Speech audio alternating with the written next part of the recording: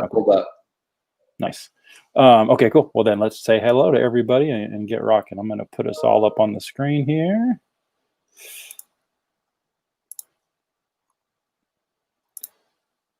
All righty. I got a little delay going on with my screen. It kind of stinks. Hey, everybody. How is everyone doing out there? Hopefully you guys can hear us and see us.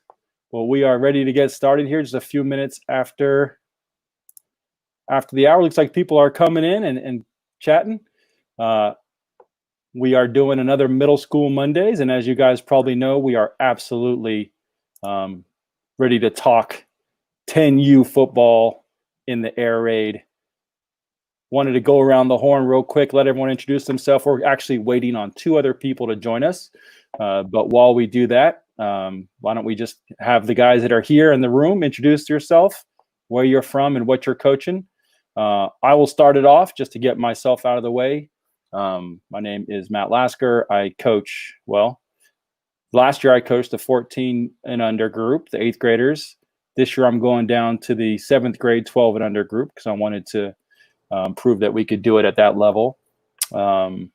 I have coached an 8U team, and we did win a little turkey bowl running. We didn't run air raid. I didn't know about it at that point, but it was kind of when I started thinking about what can I do better. And yeah, so I'm excited to kind of welcome in this group of 10U coaches or coaches that have done that grade or level in the past. So why don't we just go around the horn? Brad, why don't you introduce yourself? Okay, Brad Thurber. I live in Farmington, Utah, just outside of Salt Lake City. I coach a group. We'll be 10U this year. Started with them in 8U. We really started passing the ball a lot last year in 9U and are looking to kind of polish that up and move more to a more disciplined air raid system this year in 10U. Awesome. Thanks for joining us. And just so everyone knows out there, Brad and I just recorded a version of Let Them Throw just right at the end of last week. I haven't had a chance with the holiday weekend to get it up, but I'm going to, and you're going to really love those highlights from Brad. Carrie, how you doing, Carrie? Doing good. Good to see you, Matt. I Carrie Nellen down in South Florida, Broward County. I've been coaching for about 8 years, kind of through the ranks with my son mostly. So I've coached 6U, 8U, now 10U. Last year, just real quick, it's so funny how Coach Lasker and I kind of parallel each other. I found Coach Mackey around February of last year and got just obsessed with the air raid and whether or not I could run that in my program with my 10 and 11-year-olds. And I gave it a shot. I definitely tripped up in a couple spots. Could have done a lot better, but I'm committed to it this year. So I'm glad to be here so I can continue to sharpen the axe. I certainly appreciate everything you're doing, Coach. Well, I appreciate that, Carrie. And another kind of side note for everyone, kind of strange to meet people that you work with. Carrie and I actually work for the same company, Workday, technology company. We're on opposite coasts, obviously, but it's a big company, 10,000 people strong. But we just made that connection not too long ago. So I'm excited to talk to another workmate. And Carrie, thanks for being here. I'm excited to have you join this conversation because I think what you're describing is a lot of us, man. I'm we had some success last year, but there are definitely things that bother me. Like I wish I knew what I knew now back then, and that I feel like the few games that didn't go our way, I could have done something better. So I think there's a lot of people in that same boat as you, and I think that's why we're here, man. But let's talk through it, and if you've never done it before, maybe Carrie can give you some insight on something that you will have. You'll kind of see this year if it's being your first year.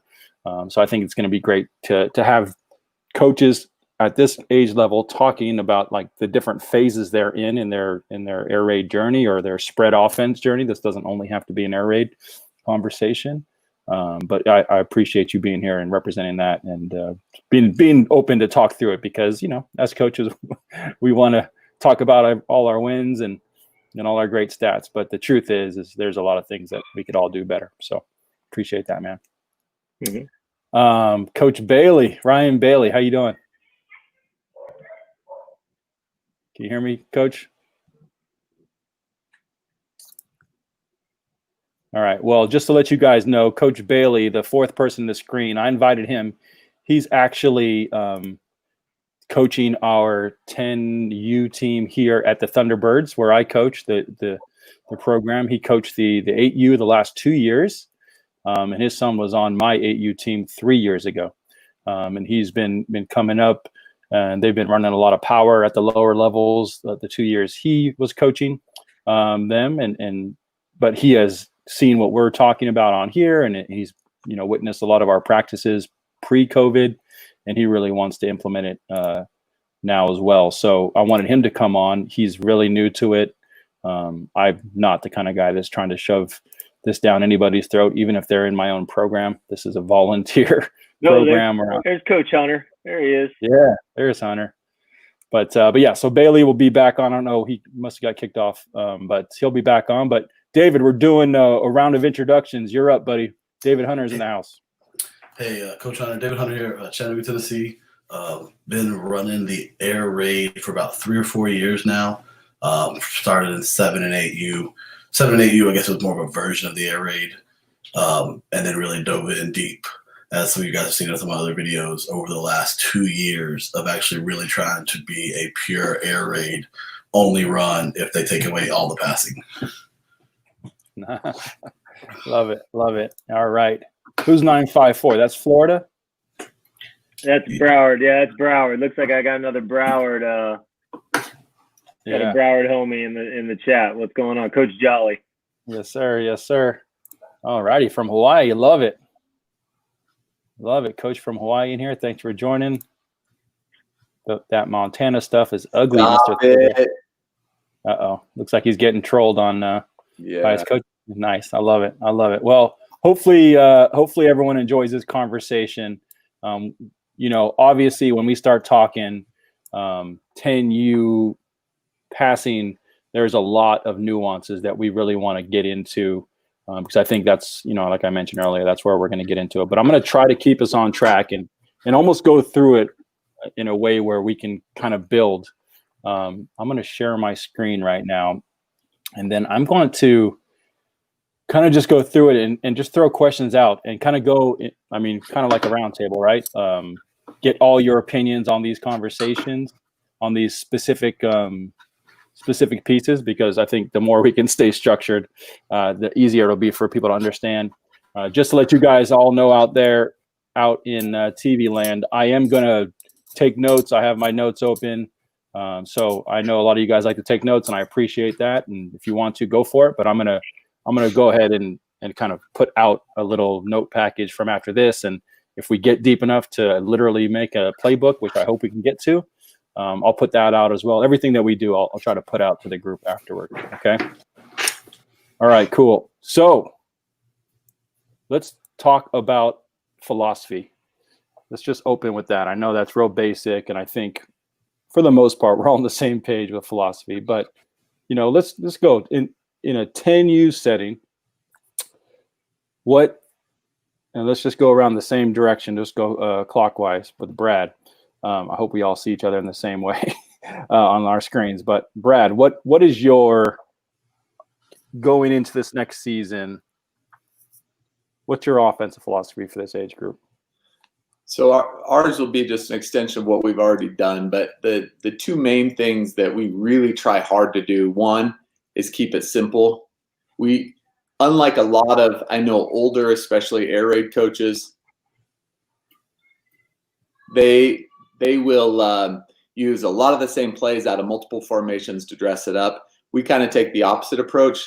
We have 2 formations. We have a spread formation and a tight formation, and we want everything to look exactly the same, whether we're running jet sweep or throwing the bubble screen. It all needs to look exactly the same. So for us, the 2 main things that we start with when it comes to philosophy are simplicity and just make sure everything looks the same. Love that. I love that. And even if we do it a little differently, I think those main points, I know I can definitely agree with, for sure. All right, Carrie, what do you guys talk about when you talk philosophy? Well, I mean, I agree on the first one, simplicity. I mean, I've always been that way, even before adopting air raid. I was very reluctant to add any more than 2 or 3 plays out of usually just one formation. I mean, last year we had 2 formations. I don't even think I needed the second formation, to be honest with you. And I won't move to that 4th play until I feel like we've mastered the first 3.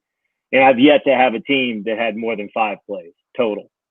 So I believe in simplicity. I believe in reps. I believe in helping kids learn the game that way. I think secondly, and something I'm going to focus on this year, is really giving the offensive line their due and making them feel a little more important in the process. I think that's one of the places I fell down last year, is I got so sucked up in air raid concept and settle and noose and pat and go and all these things that really involved the on-ball players, and my off-ball players didn't feel the love.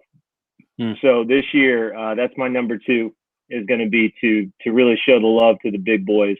And in fact, I'm going to coach the O-line this year. I've decided, as the head coach, and I'm spending a lot of the summer just kind of taking a lot of the things I learned through the drill work and some of the things that you're putting together for us, coach, and passing that to my assistant coach to take that over so I can feel comfortable focused on the O-line. So I'd say simplicity and focusing on the big boys. Love it. Love it. And I definitely think we need to spend a lot of time on the O-line tonight.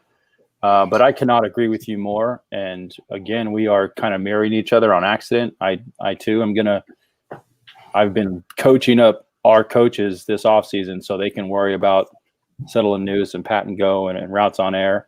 And then I can go play with the linemen, because 100% same thing. They were the neglected group last year. They need to be the ones that are shown in the spotlight more than anybody else, especially to the team.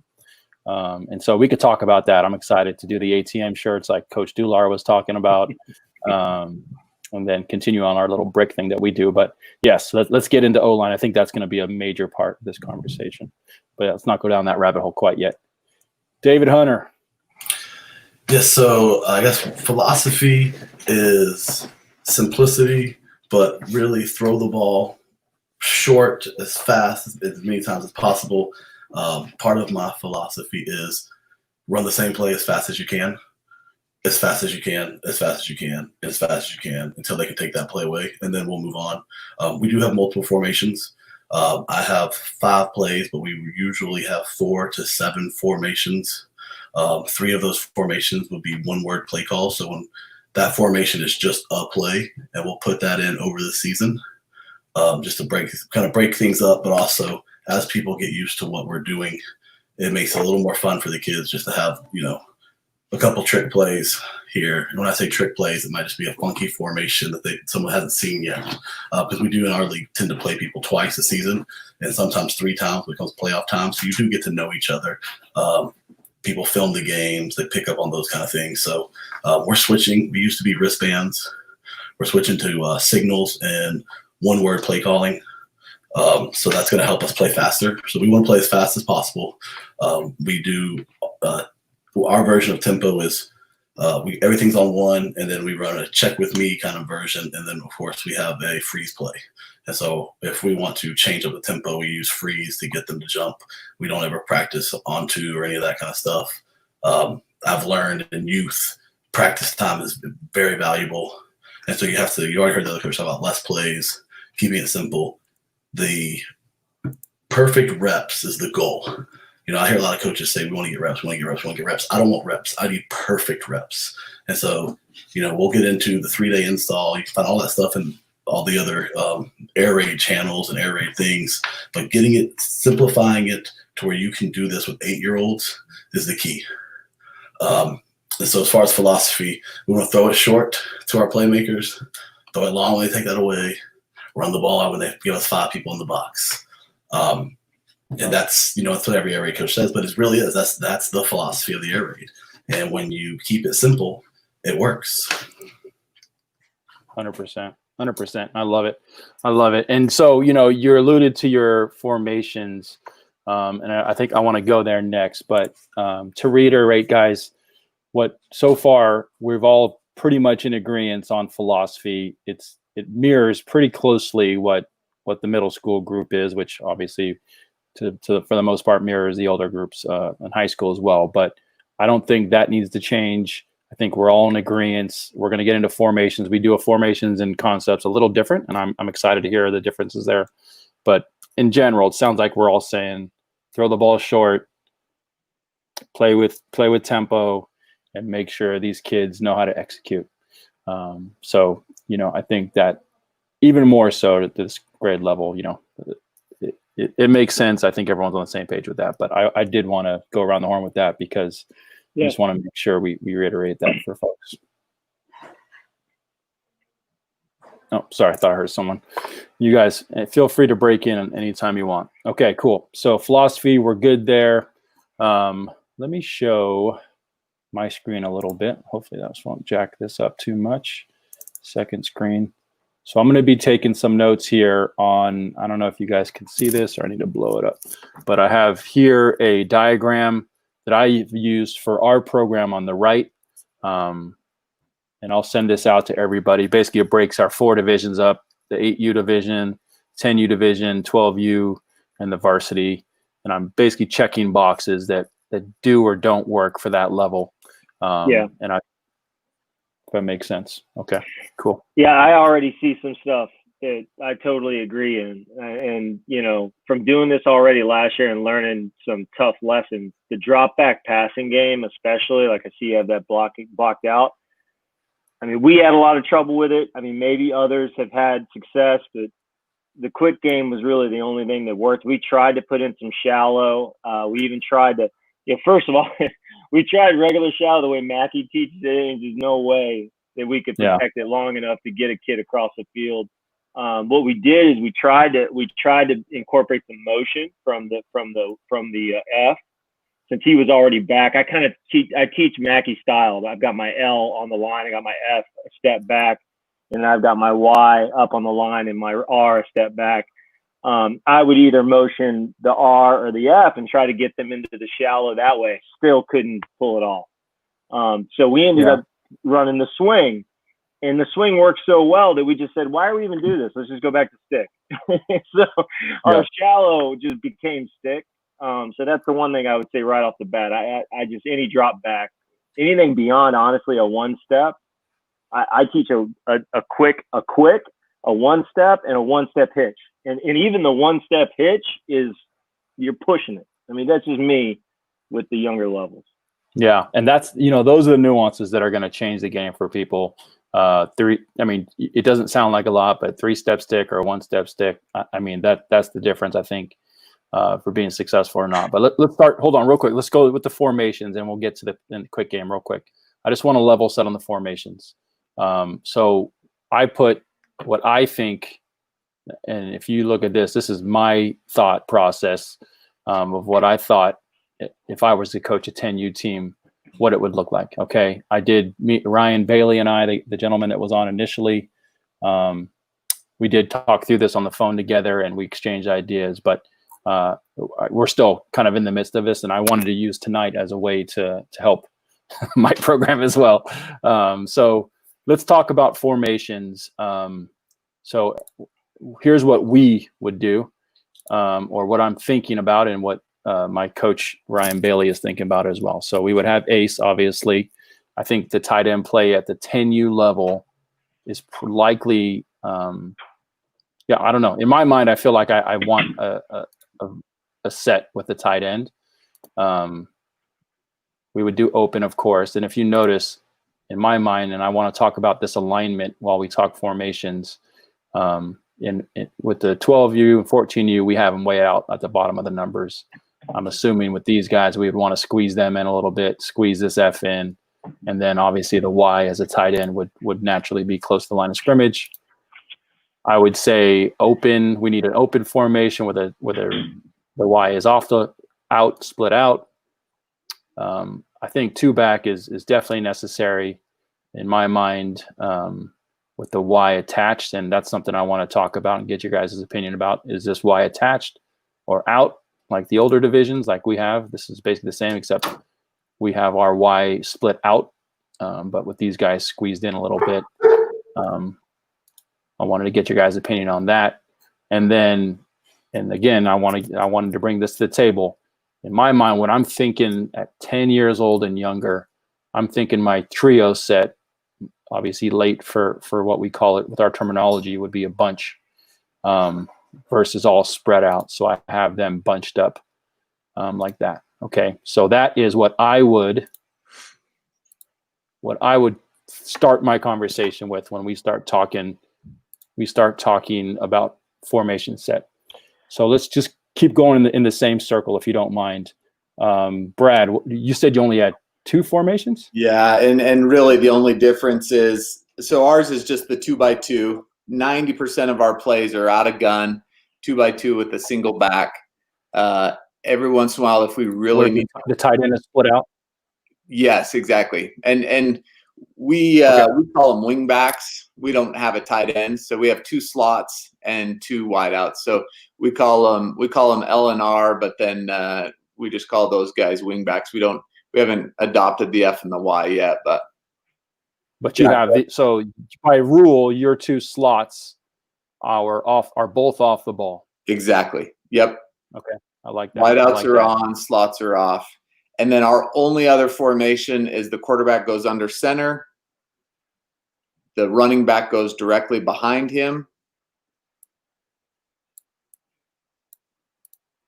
And our slots will get a little bit tighter, but they're still off the ball, almost like a more true wing back. Like an actual wing back. Yep. Okay, and just your thought process, why you have these inside guys off the ball versus on the ball or whatnot. What's your thought process there? Those are the guys for us. That's where we run our jet sweep. We always motion them. They are mostly our better athletes. They run the ball and catch the ball. We don't have a 3x1 set. We run them in motion if we're going to try and run 3 to one side. And so I want those guys are generally more involved. And so I want them to have the ability to go in motion.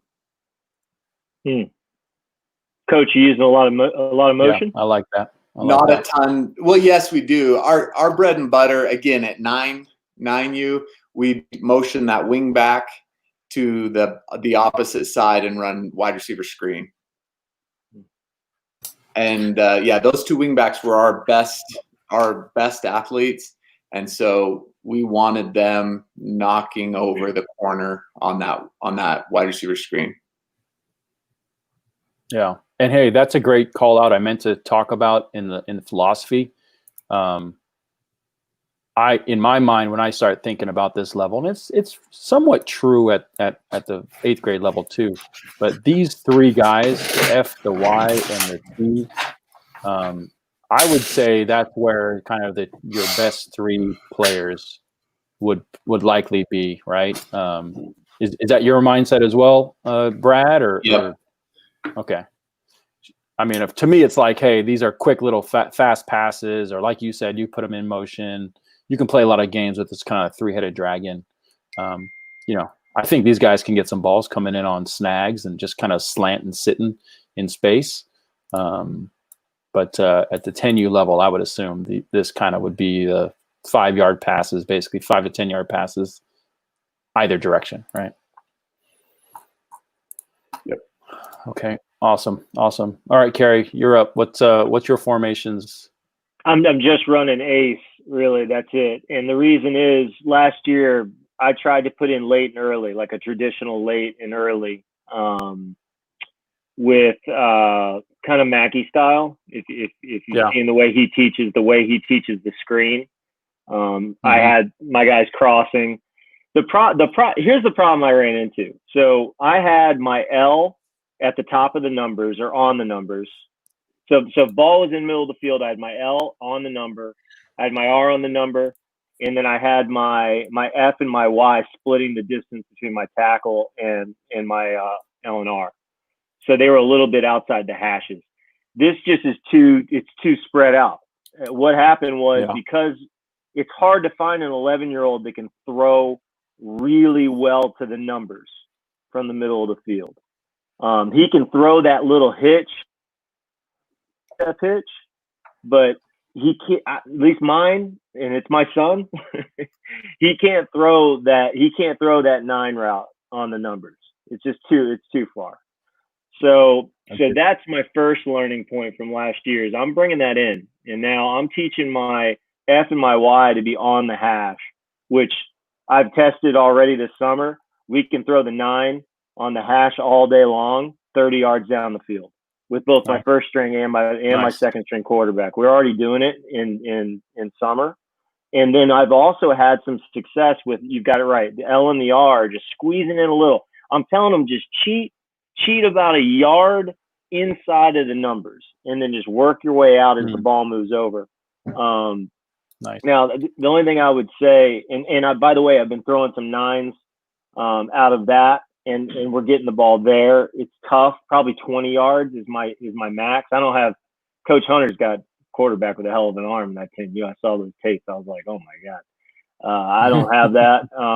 So I've got a 20-yard window there for the out. So if it's real quick, like if he identifies and, if we're running 6 and he identifies very quickly on the outside, I'll let him throw the go. I know Lasker, you like to keep it in the middle of the field, but I'll let him probably rip a couple this year because he's throwing it pretty good. As long as it's off a 1-step, I'm talking 1-step hitch out. That's it. One back foot hitch for balance and it's out. And then I'm sorry, I'm taking a lot of time. I'll say one other thing. With my late and my early, again, I was trying to teach it the traditional style. And again, it pushes my L and my R so far off the ball that eventually the cornerbacks just stop covering him. Like they just left him out there. Like he can't throw it out there. So we're just going to leave him.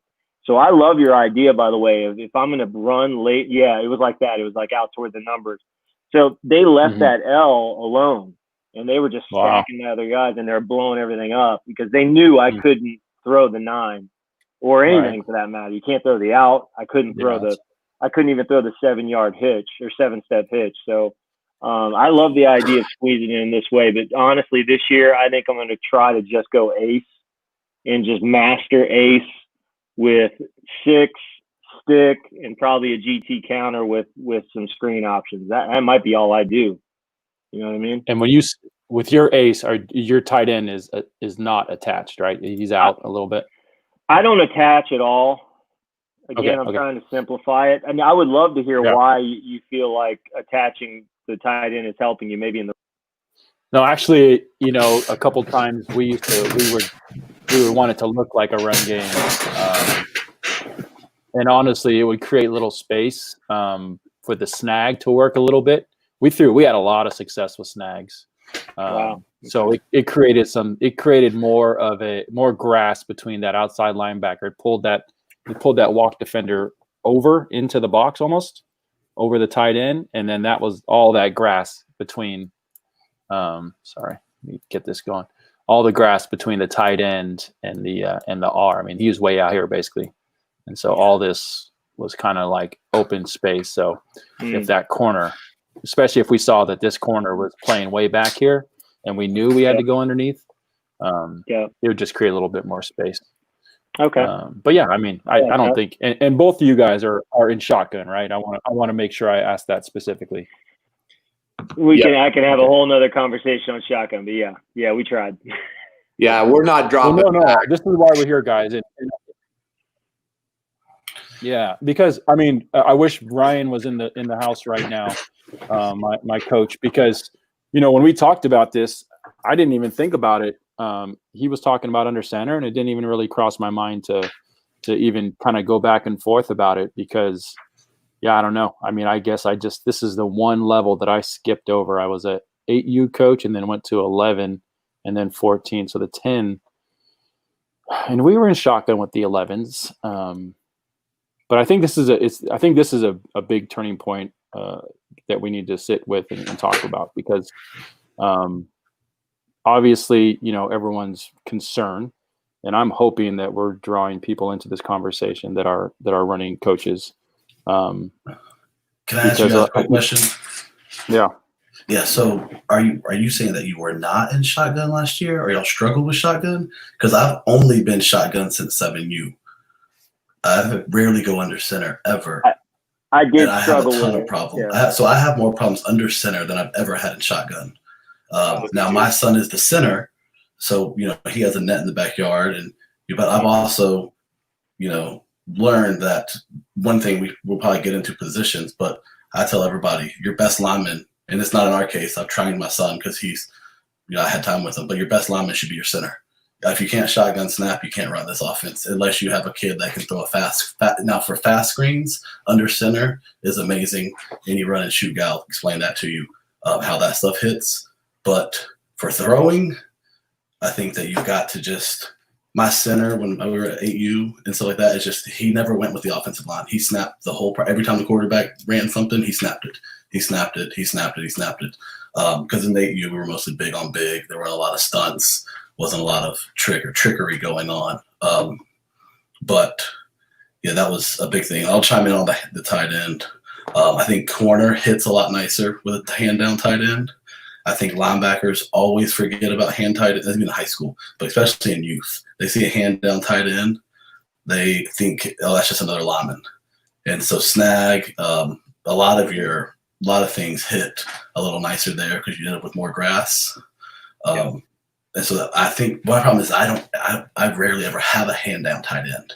I rarely have. I get a lot of little fast kids, but I rarely get if I get a hand down tight end, it creates a ton of mismatch and problems from everything. It's for run game, but also going into all of the formation 6. You talk about early and lates with a hand down tight end. Like there's a lot of stuff you can do with that really make this look like a completely different play. And all he did was move in 3 yards and put his hand down. Yeah.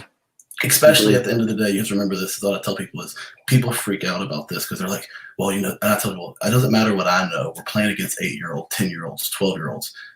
They don't realize that kid just moved. It's a whole new concept. Oh my gosh. And so at practice, these coaches are like, well, let's spend 30 minutes this week on that tight end being there. And they moved here. So now this looks like, 20 formations that they're trying to go over when it's really the exact same formation one kid moved.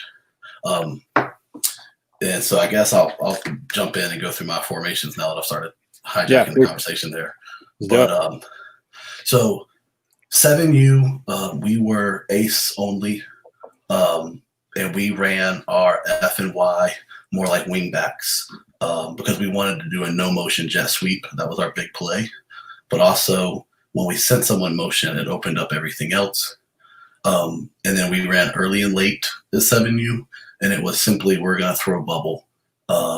And that was 80% of what I did at those age groups was bubble, because everyone hides their corner is the worst kid on the team.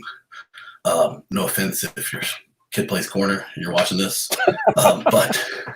but we all know they're like, hey, there's playtime rules. Put them at corner. Pray to God. You tell them, don't let anything get outside of you. Don't let anything get outside of you. Don't let anything get outside of you.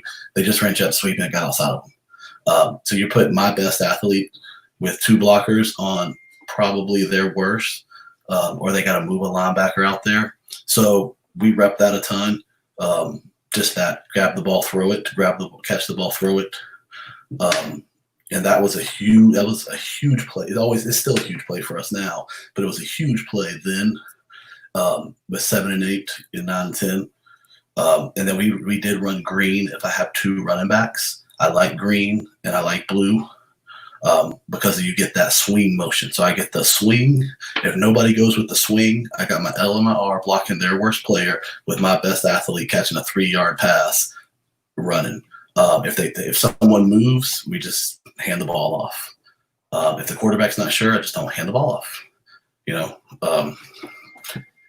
So that's kind of my thing there. Now last year 9 and 10s.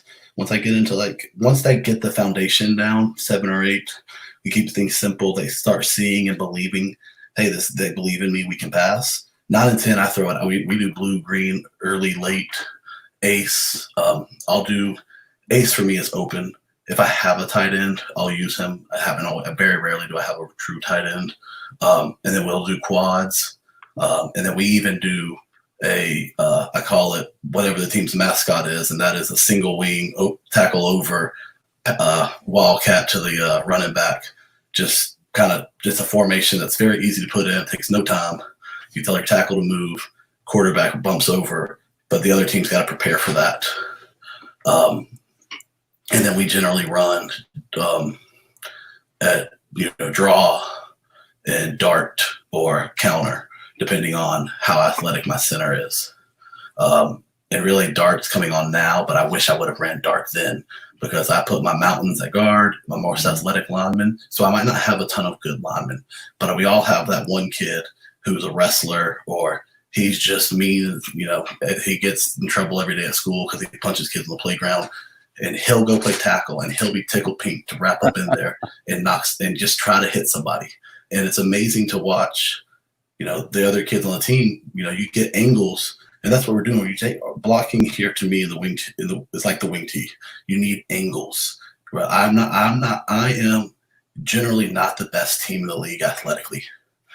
I am putting pieces together and trying to coach them up. And so that's what I think the beauty of the air raid is. It gives you angles, so you don't have to necessarily win a big on big.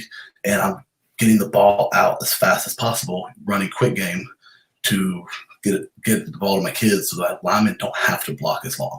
So, it makes it easier for us to have success. I run pistol at that age group. I don't do a true shotgun. It is a pistol 4 yards. It's just an easier snap. It's a little hard to get that extra yard. For some reason, I found at 7 and 8 really is challenging, even sometimes at 9 and 10. So if I go into pistol, if I can get a better snap, I'll do that. So the quarterback's depth is based on the center's ability to snap. And that's kind of it. And of course we have some other fun stuff to do, like formations, like we put in some, what I call, tackle overloads. It might be four linemen and 2 wide receivers, and kind of some of that kind of stuff. That's just something we'll run just so the other team has to prepare about it. We have just a ton, try to throw a bunch of little stuff at people to keep the other coaches to prepare for it and make it challenging, because every team in our league runs wing tee, every team in our league runs jet sweep or power eye, and so the power run game's all they're ever expecting. And so that's the other advantage this gives you, is it's a simple offense that allows you to get the ball in space and do something that they're not prepared for. So it's very challenging for you to take 9 and 10-year-olds, 7, 8-year-olds, 14-year-olds, and say you get 2 practices to prepare for an offense that's going to pass 80% of the game. Yes, sir. That's awesome. Yeah, and I think that's those are huge points. So number one, the shotgun depth. We didn't talk about that, and that's a great call out. You guys, Brad and Carrie, what are you guys, like 5 yards with your shotgun, or where are you guys sitting? We're at 4 for the little guys. Beautiful. Carrie, so I tried 5. I couldn't get it done, so we had to go to 3.5.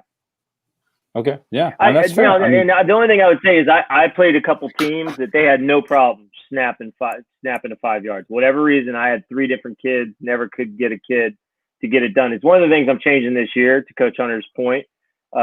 I'm going to find a kid and I'm going to focus on him. It's one of the reasons I'm taking over the offensive line. What I found is, and this is for all the coaches out there trying this, if you're going into the first year, I'm telling you, don't underestimate the importance of it, because if the timing is off on your quick game because the quarterback is picking up the ball off the ground, or he's always over his head, or he's always jumping for it, it screws everything up. And I spent the first month just trying to figure that out. Where I could have used the spring and summer, I could have had it figured. So don't underestimate how important it is to get the shotgun snap for timing right, especially with quick game and screen game and run game for that matter. It's all important. Totally, and a lot of that's on the quarterback too. He's got to play shortstop back there and grab the ball wherever it's from. That's one of the 100%. Things that our quarterback does pretty well, is find that ball wherever it's at.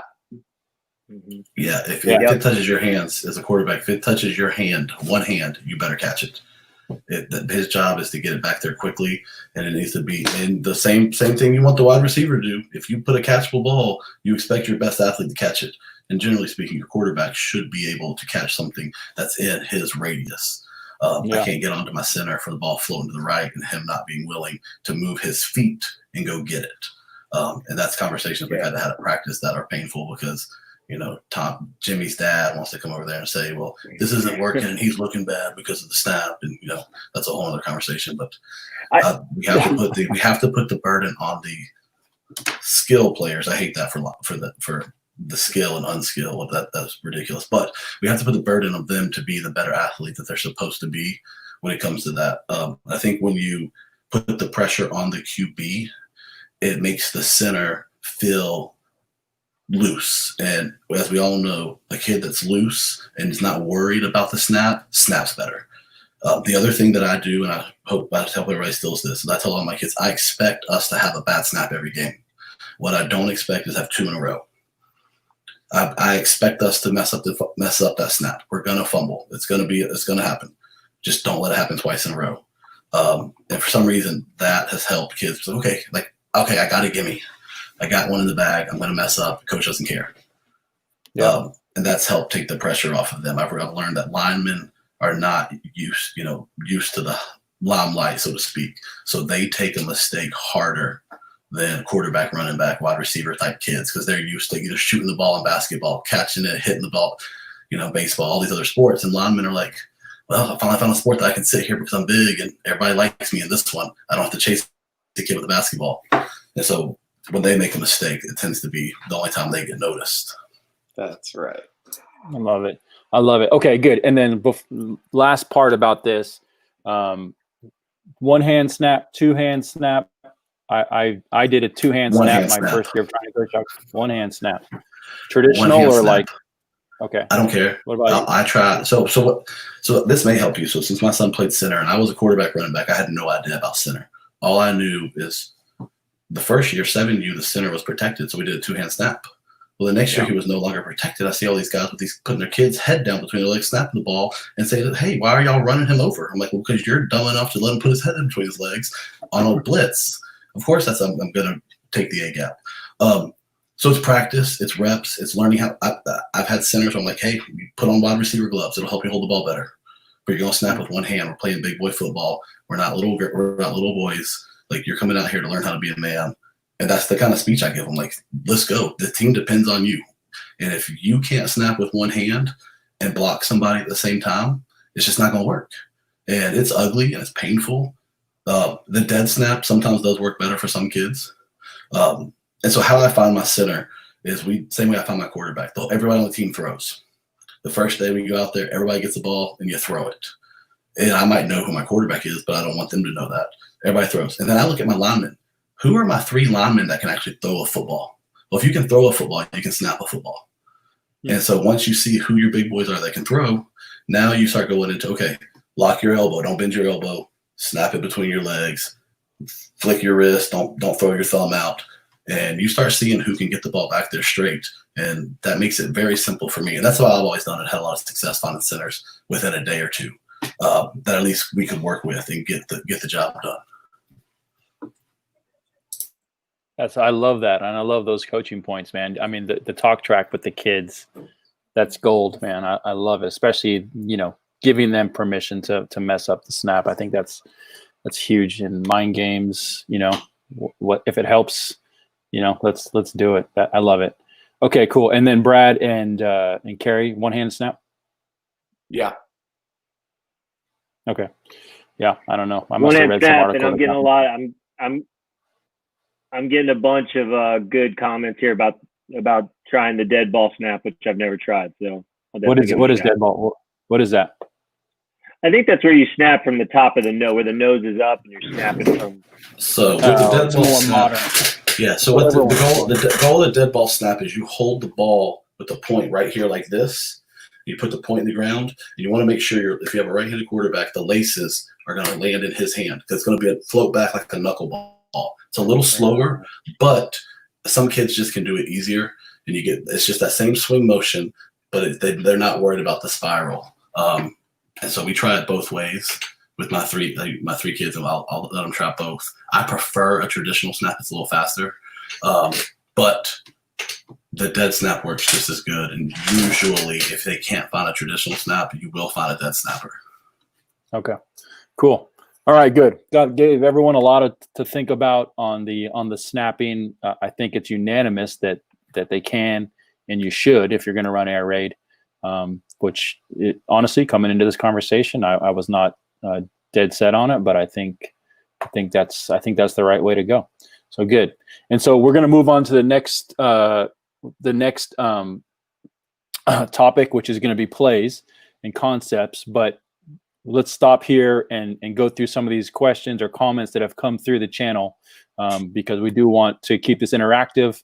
And I think there was actually some good questions. The first thing I wanted to talk about, this is not a question, but Daddy YouTube, I love everything about this except the Baltimore Ravens logo in this. Hopefully that's just your team that you guys are on, not the actual Ravens. But anyway, I love this idea. I've never heard anyone talk about kind of check releasing the Y on the D end.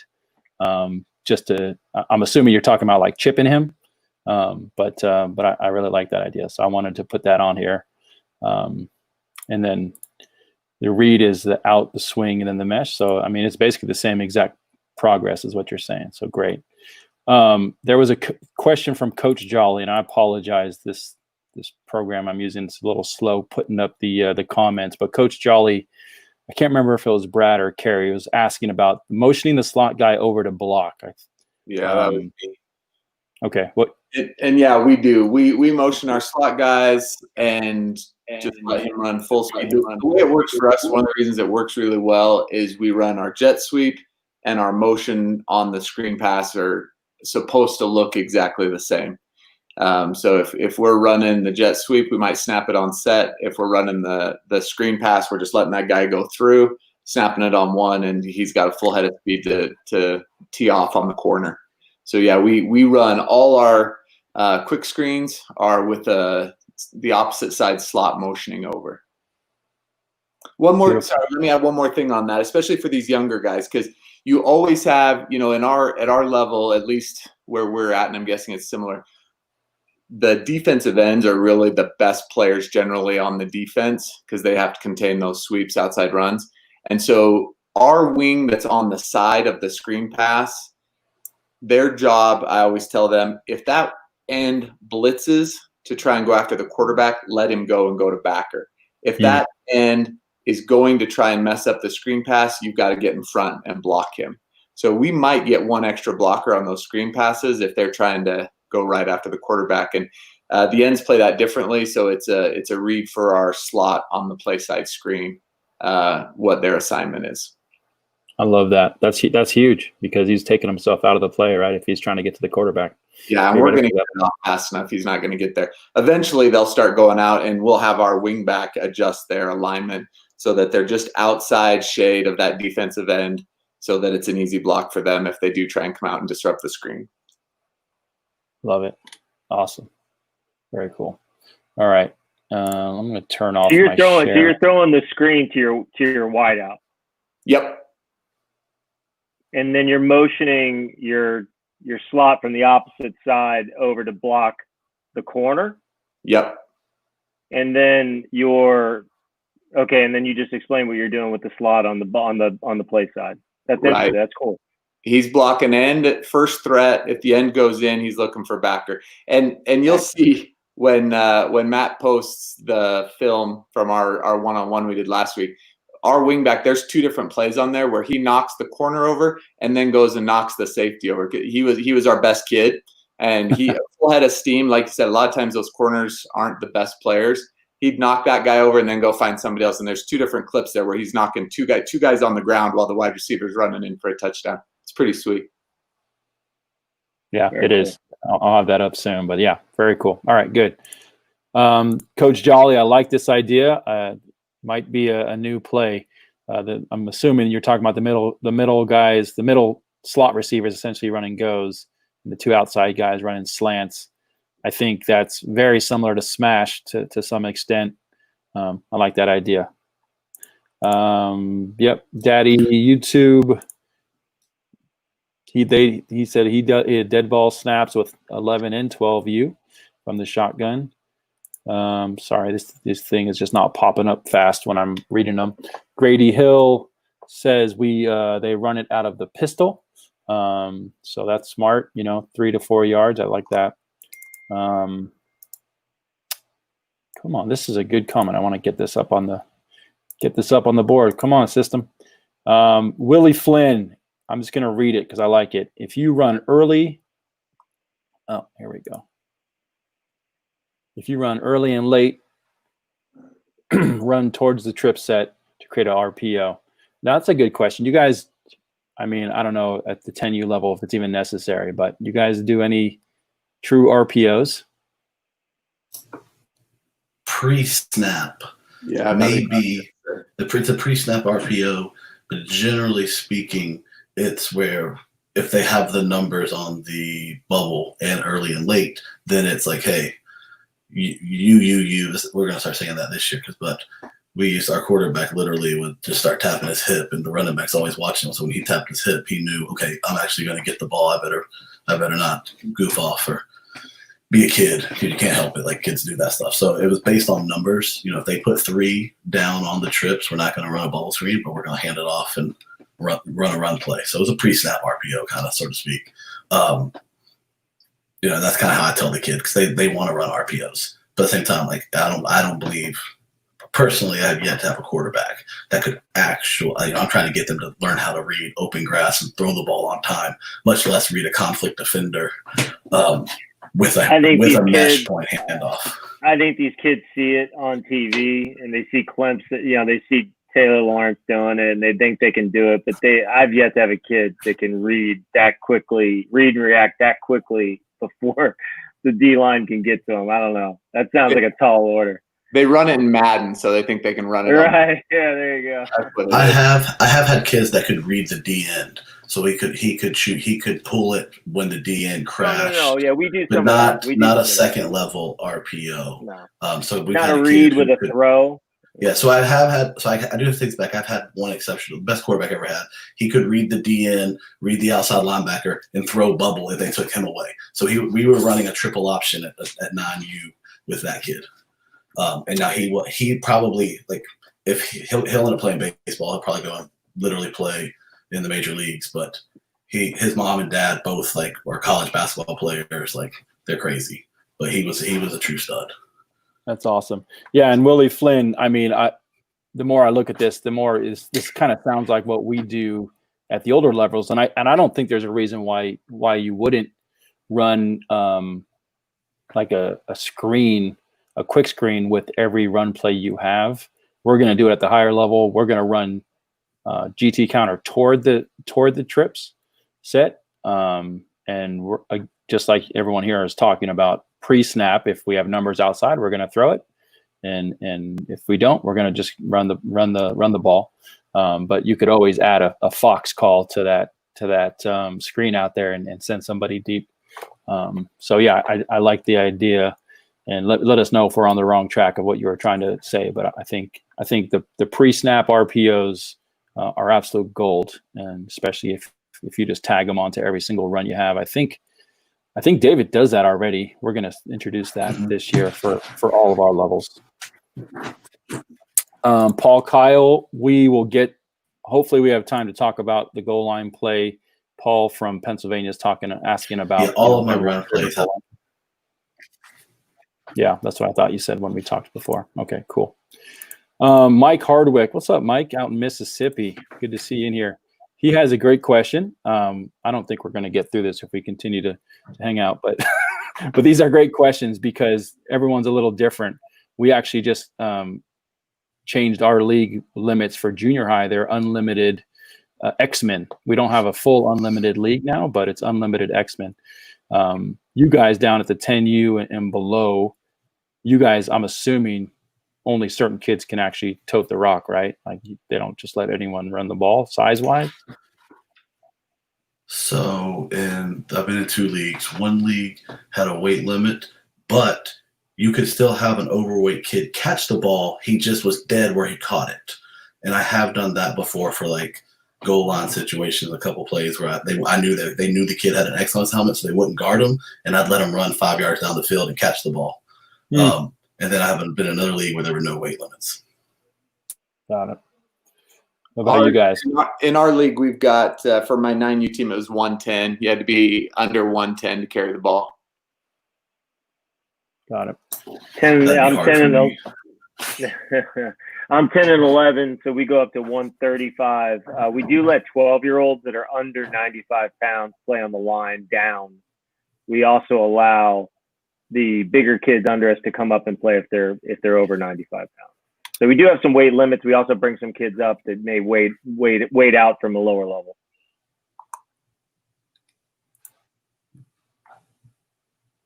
Yeah.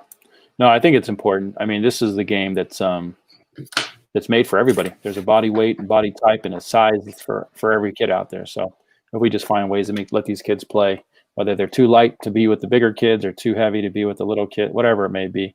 You know, I think more and more we see people getting rid of weights. It looks like it's going that way, at least out here, but we'll see. You were going to say something, Carrie? Sorry. I was just going to say, there's always a parent or a coach, somebody trying to game something. So whatever, you make a rule, you create a group of people that try to game it. So, we try to legislate it the best we can, but, you've always got a couple bad actors that just make the game not fun. And that just sucks. That's how it is. Yeah. Okay. Gotcha.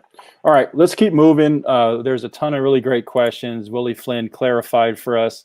He's talking more of a rolling to the trips, run pass option by the quarterback itself, which is always a great idea. Okay, cool. So let's move on. We're done with formation. Let's talk about, and I think let's start with quick game in general.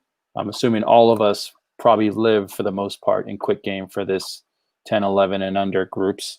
In my mind, I'm thinking, well, we can probably spend an hour on this. I was thinking before I started talking to my coach, Ryan Bailey, to have them run all hitches versus all verts, because I didn't know if they can make that throw. It sounds like you guys do believe these 10-year-olds can make a 15-yard seam throw. Oh, yeah. Is that something you got? Yes, no problem. Okay. I guess my main question, hey, Matt, I'm going to share my screen again. Let me interrupt quickly. For my team, Yep. where my quarterback was 8 turning 9, 4 verts was tough. We didn't run it at all, partly because I didn't know air raid as well, but yeah, it was tough for us to hit those outside guys, and we scrunch our formation in. To hit those outside guys is a long throw. To hit the inside guys, the ball's in the air a long time, and all we see are single high safeties. And so to hit those seams was a challenge. We had to be real deliberate about looking off the safety and then coming back the other way. So I guess you guys. So you guys didn't even have 4 verts or all verts in the playbook. We didn't run it at all, no. So 4 verts is my baby. Like that's my favorite play, 6. And I think the biggest problem that people have at the younger age group is realizing I do this, but I didn't realize what Coach Jolly said one time is that is a destination throw. So you have to practice that as a trash can throw at 16 to 18 yards. And so that's where the quarterback catches it and realizes he's throwing it quick game style. It's a one-catch throw. So you're trying to time that to make sure when he beats that defender and stacks back on top of him, that ball's falling in.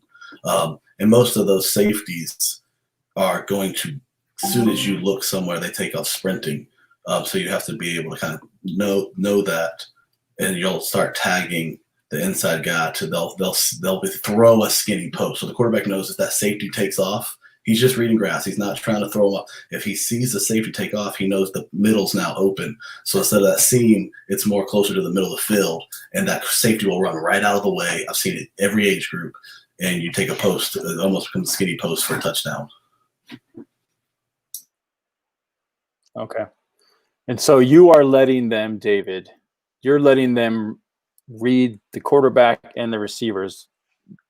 You're letting them read the defenders and make the adjustment themselves. You don't have any input from the sideline. You're not yelling anything. No. Well, you're not telling them who to throw to. You're letting them. Let me say this. 10U up.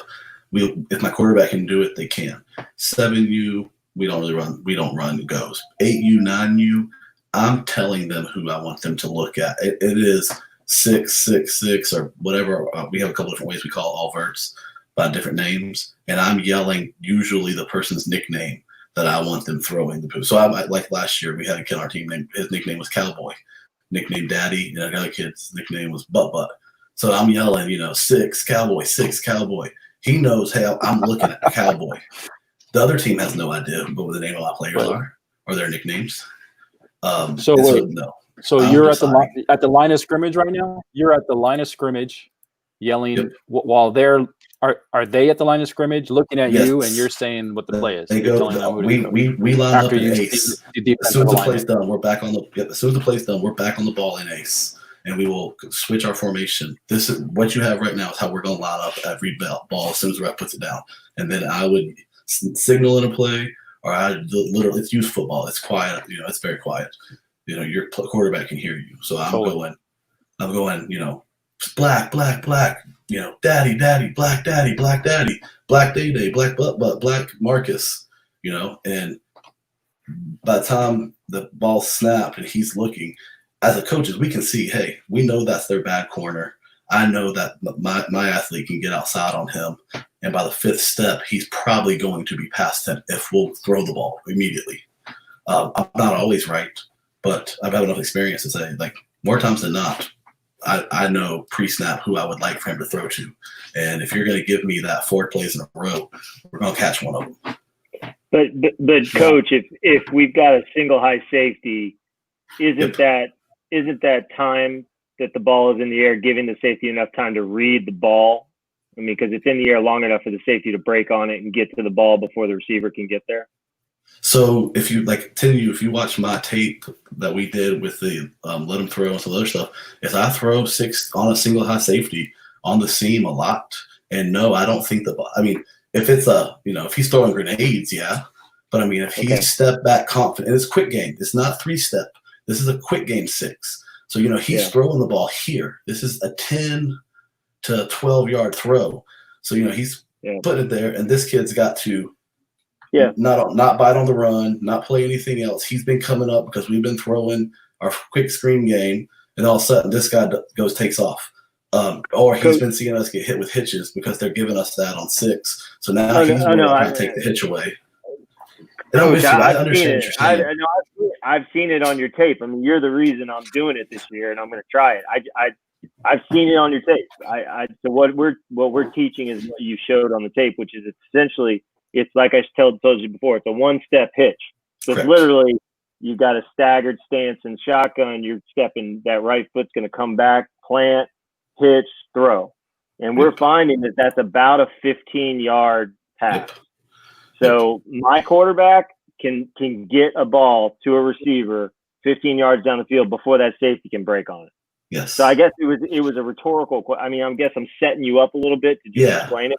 I'm not arguing with you. I'm telling you, I'm drinking all the Kool-Aid. I'm just saying, in my mind, I'm thinking what Coach Brad's thinking. I'm thinking, I don't know. I'm thinking that safety's going to jump it and get there before. And that's I get excited about. I love this play. Once I truly bought into Patrick Taylor's philosophy, which is a little more run and shoot. And I saw, like, I don't teach all hitches. I teach 6. 6 is all hitches. We want the hitch. Once I saw that and saw that the safeties that I've played against are usually their fastest kid, but their best tackler. He's taught never if you get beat.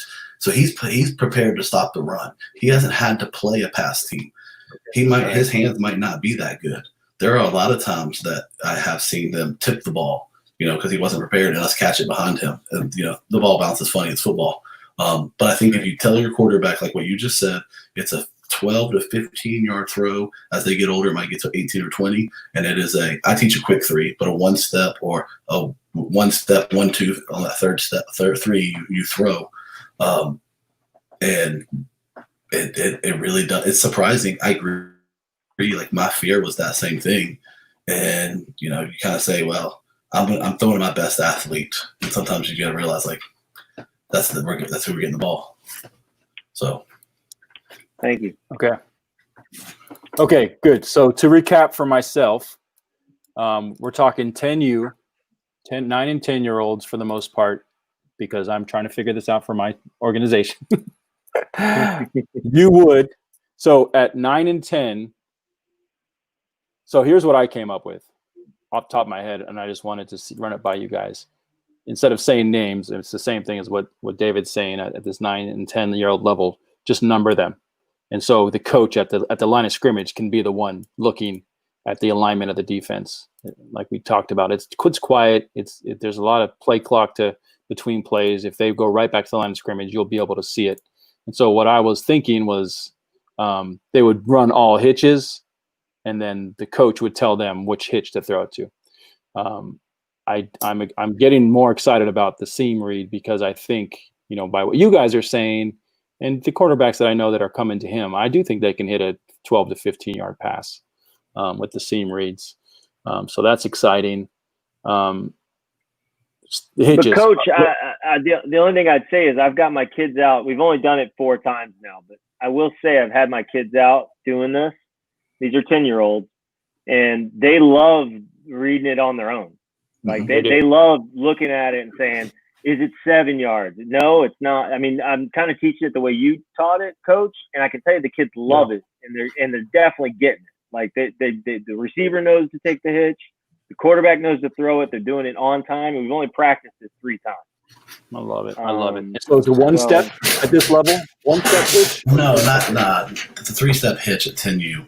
That's what I would do. A 1-step's more for your 7 and 8-year-olds because of the length of the ball. But you have to, if you teach 6 with the hitch being their only option, and I usually only really hitch the slot.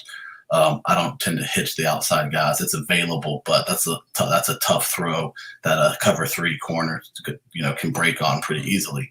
But what makes 6 work for the deep ball at this age group is the hitch. They have to come take the hitch away. You have to be willing to throw 10 hitches in a row, and then your deep ball is beautiful because the whole team is trying to take the hitch away now. That safety is trying to come make the tackle because that outside linebacker or corner missed it. And that's what makes the deep ball work. And you have to know that. So, I struggle with calling all hitches. It's actually, I know it's a play. I know a lot of people love it. I teach it 6. 6 is the hitch play. Unless they take it away, and now we're going to go score a touchdown. So I teach all the kids, take the hitch, and then as soon as they try to take the hitch away from us, you need to be sitting there like a kid going, oh my God, it's a touchdown. I'm about to get this is it.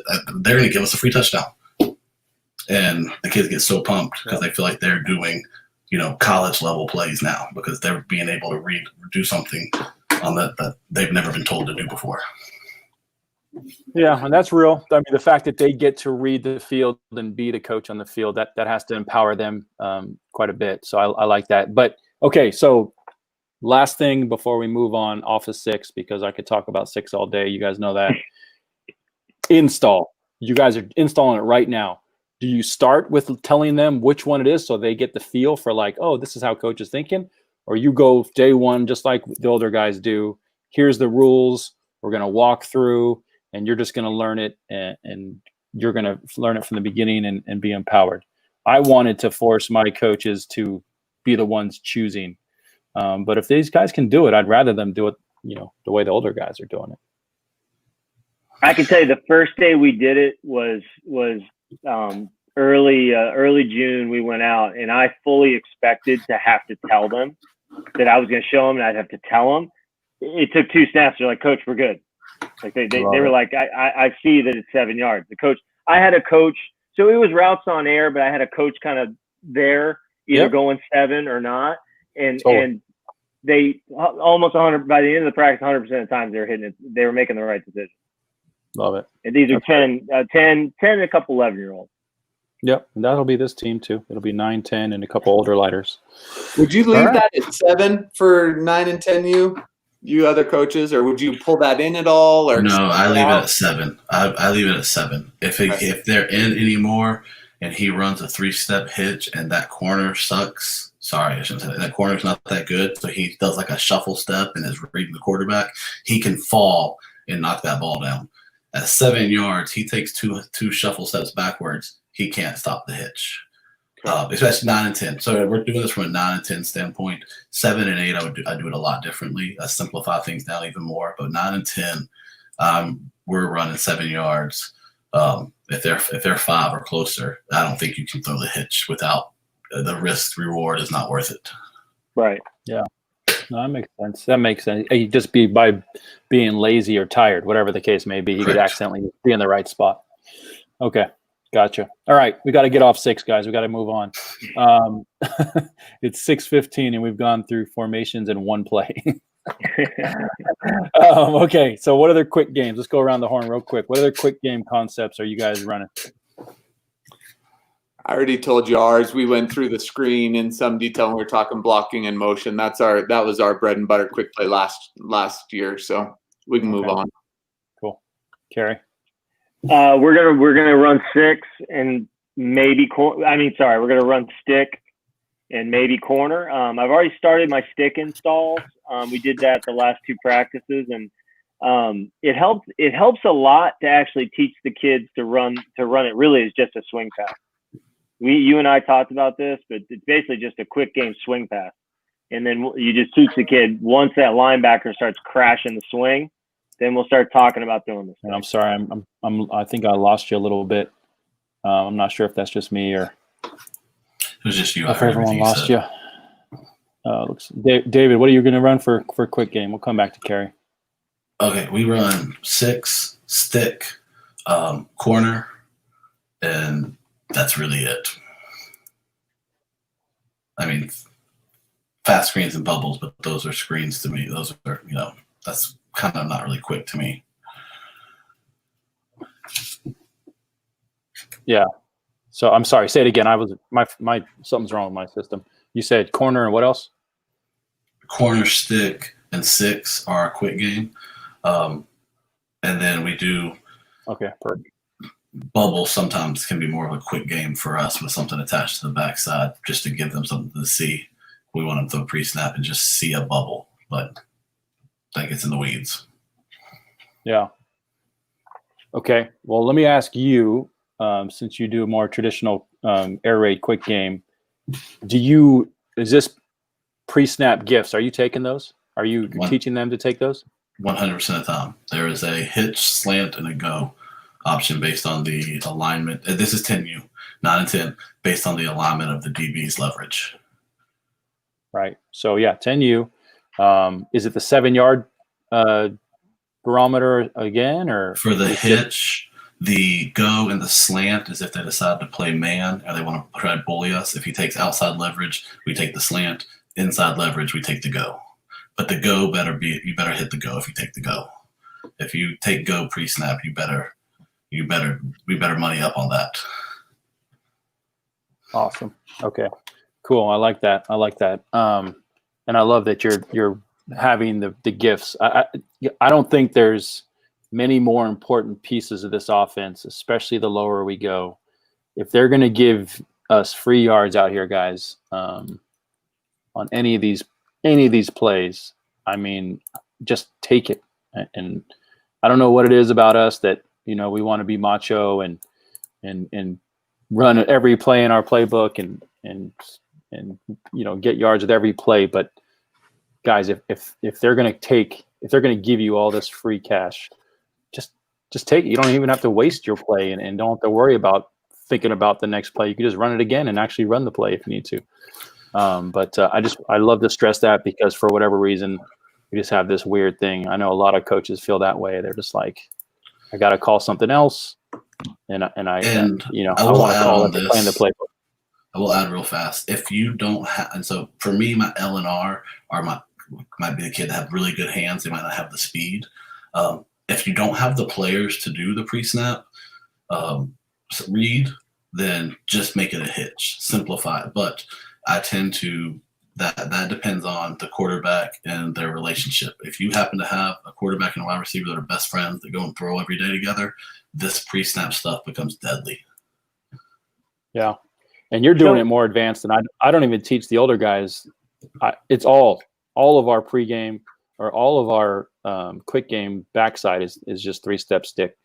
That's all it needs to be. But the past 2 years, I've had a quarterback and a receiver that were best friends, been playing baseball together since they were 5, everything, and they just had the relationship. So I threw it all at them, and wanted to see how far we could take it. Last year and the year before that, it was a different group of kids, but the same situation. They were just best friends, and they had a relationship that made it really work well. If that case, it's hitch or slant is what I would run if I didn't have the go relationship. So I tell them, if it's man, he's in your face, you're going to run a slant. And in this situation with what you have, imagine F's on the other side and we're running bubble.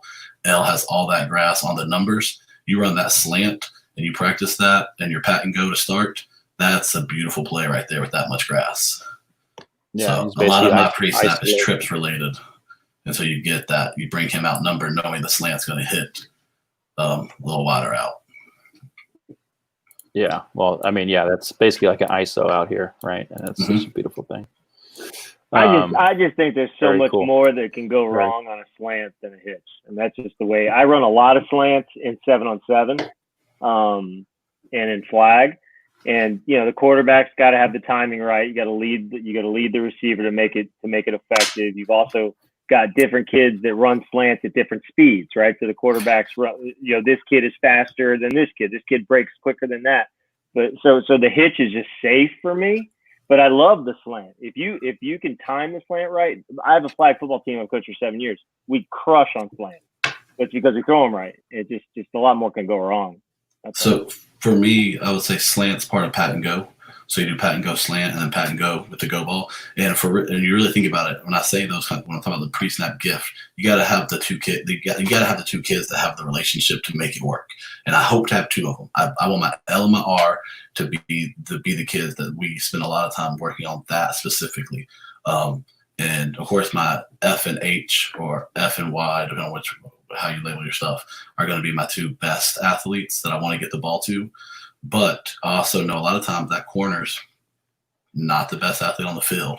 And if I can get that much grass and isolate them, we do that. But it is a relationship-based thing. It works when you have the two kids. Because I agree with you. Trying to get 30 kids to run a slant, I'd rather herd cats. Yeah, when I found the snag, last year was the first time I ever heard of snag. But slant and sit, I fell in love immediately because it's just, to your point, man. I got a lot of grief from it too, from the traditional coaches that I was coaching with that had never thought about snag, and slant's just what everyone knows and what everyone thinks they can do. But I just think, I just want to make it as simple as possible. And if someone's sitting in grass, I'm going to do that. But if they can do it, then great, more power to them. But I just love that snag. It's such a fun thing. Okay, cool. So last thing I just want to say on quick game, guys, I just want to get on my soapbox one last time. That easy money, the free gifts beforehand, I would practice that, work it. If you want to keep it as simple as possible, stick works. I love the idea that David has given his guys the freedom to adjust to 3 different types, depending on the alignment. If you guys, and you guys will know pretty quickly if you got some kids that'll be able to handle that. If they can, great, feed them. Let them. This is the gist of the whole thing we're doing here is if these guys can handle it, let them. So that's great. But the very least, honestly, guys, take all the easy gifts that you can handle, and if it's just simple as possible, just run a stick. Okay, off my soapbox. Drop back game. It didn't seem like many of us were in the drop back game frame of mind. Anybody here run a drop back game at 10U or younger? I see everybody shaking their head. So hey, I'll good say this. Our 6 becomes the drop back version of 6 when they go press man on us, because then I needed a 3-step. And he's just the ball, the same thing, but he's going to 3-step to give them more time for everybody to stack on top. But it's really, I don't teach it as a drop back game. It just becomes a drop back game because it just takes a little longer to develop. So I tell them if everybody's press man, which some teams do, and we call 6, you're going to do a 3-step drop, then throw. Oh, so even your seam 9, you're still teaching a 3-step drop? Only if, like I said, it's press man, cover 1, or cover 0. But generally in that side, we're very rarely in the middle of the field. So if we're doing that, we are shaded to one side most likely, and we tend to hit our L and R then. because it becomes an easier throw when he's on the numbers and you're halfway to the hash to hit that outside receiver, which gives you also your safety has to run through somebody. So if they go press man cover one, my LNR usually are like, okay, this is my game. Yay, I get to be the guy today. So you like to throw the go route to the field side more than to the boundary more than the field. Yes, if it's press man, if it is the corner, everybody's in their face, single high or cover one or cover zero. Yes, that is one thing that I have to do. And if anybody in our league is watching this, I'm gonna have to change that now, because that has been one thing that has just killed for us. If you go back and watch tape, I didn't realize till someone asked me, I think it might have been Brad, I never realized I did it. I just did it instinctively. And it was like, okay, cool. Now let's hit outside because we're on the boundary. He's got to run through the Y or the H, and he's gonna be almost impossible for him to get there. Yeah, I love it. Love it. Very cool. Okay. I love it. We have a nice little question coming in. I think it'll be good with our transition here. Just to finish off on the drop back game, 14U level, same as we started this conversation, shallow. We had to tweak it quite a bit for it to work, and by the end of the season, I'd kind of gone away from it and gone more mesh. But I think we're all on the same page. I think the lower levels you go, the more quick game you'll call.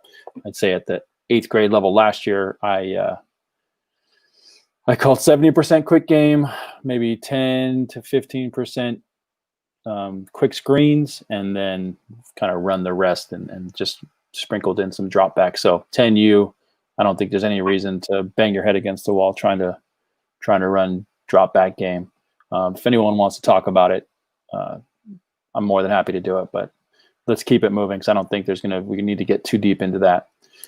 We got a great question about screens, and I would love to cover screens before we all have to jump off. We've been on about an hour and a half, and you guys know I could talk this stuff for hours, but I want to be conscious of everybody's time, and we all have lives and kids and all that good stuff. So I'm trying to get to, I brought up my varsity playbook because I wanted to show how we are doing. We're combining Larry and Roger with our, I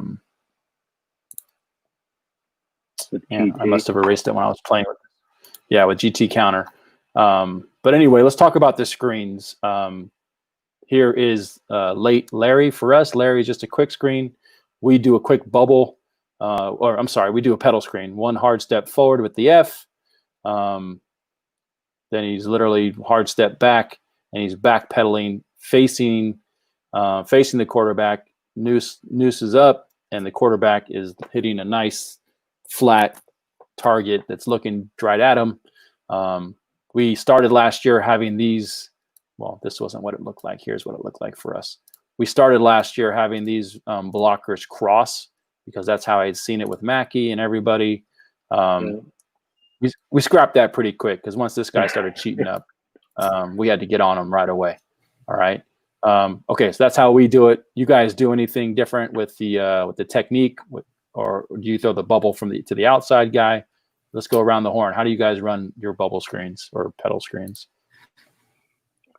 Again, I explained how we do it pretty well, just because we have the one formation. So that F would be coming in motion, blocking corner. L's going to take one step forward and dropping back, and Y is either, again, at the youth level, you usually have, rather than two safeties, you've got another defensive end or outside linebacker out there. So you are running your quick screen to the outside receiver. You're throwing it to the outside guy. We're throwing to the outside guy. Yep. And it's just, so we call that turning and looking at the quarterback. So he's standing square up to the quarterback. Yep, that guy's blocking corner, and he's trying to just get outside that block, one step inside after the catch, and then try and get it to the sideline. Okay, back out. Okay, I like that. I freaking love that. I love that. I agree, actually. So let's talk about this a little bit more in depth. I love this. We call, and I want to talk to you guys about how we changed it this year. We actually called this two different things last year. We had our pedal screen, Larry and Roger, and then we called basically a now screen to signify that the outside receiver was coming in, and these two guys were blocking, versus this guy getting the ball and these other guys blocking. Let's go around the horn and we can get into the conversation. How do you do screens, Kerry, or quick screens, I should say? Yeah, so I run a pedal on. So basically, I've got my L is on ball, my F is off ball, my Y is on ball, my R is off ball, right? So what I do is out of ace, I run pedal to the Y. No, so F is on the other side. So I don't run late and early. That's right. Okay. So what I do is I run pedal on the left side and I run speed on the right. So F is on the line there. So that's pedal. So I run a pedal on that side. And when I run it to the other side, I've got speed. So F picks up the corner and R comes in and around, kind of like a tunnel screen. Okay. Okay. So you call that a speed screen. Okay. Gotcha. Okay. Yes. And awesome. R comes around that block. And which one, how do you decide who you're throwing to? I'll either call Larry or Roger. So if I call Larry, they would throw it to the right. They'd throw the pedal. If I called Roger, they'd throw the speed. And what I do is I just sit there and wait and look. A lot of the times the Will would cheat for the run. So I'd call the speed. If the Sam was cheating on the run, I'd call pedal. Or maybe just I don't have a great athlete at corner on one side or the other, so I call one based on that. But honestly, I think I'm scrapping that this year, and I'm just going to running these two screens off my runs. So if I run GT one direction, I'll have one. Yeah, well, Coach Hunter sold me on this. So did you, Lasker. And I just like the idea of doing it as a pre-snap RPO essentially. But I think I'll teach it the same way just because we've become so good at running speed on one side and pedal on the other. And it just works for my formation. Pedal is just better when you've got the Y behind the L. Speed is better when the R is behind the F. So I think I'm going to keep it that way, but I'm going to run obviously one off of the one side run and one off the other side run. Now, I think I've already decided that I'm going to add now is I'm going to bring Y across and have what I'm going to call early. I'm going to call it early Roger. I'm just going to bring Y across on that one and pop that corner. And I love that. I'm taking that from Brad as of now. That's being added to the playbook. And I think I'll just call that early Roger. And I'll have maybe a late Larry where I'll bring the R down and across. I like it. Yeah. Very cool. Very cool. No, that's money. All right. Awesome. And then, what about you, David? How do you run your screens? We run pedal screens out of trips.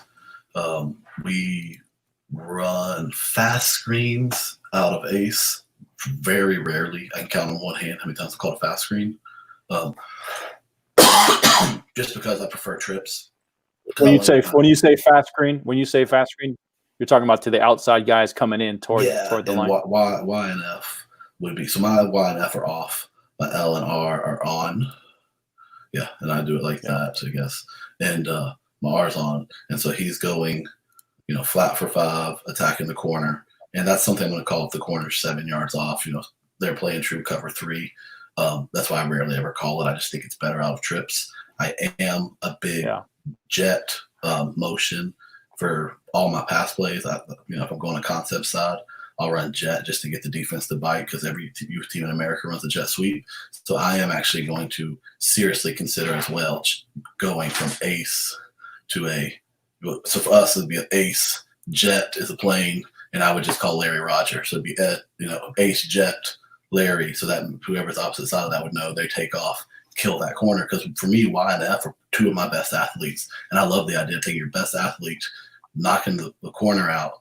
And I can see multiple times where that kid falls down, and you're right, the safety. You get your best athlete on the safety as well, and I really like that a lot.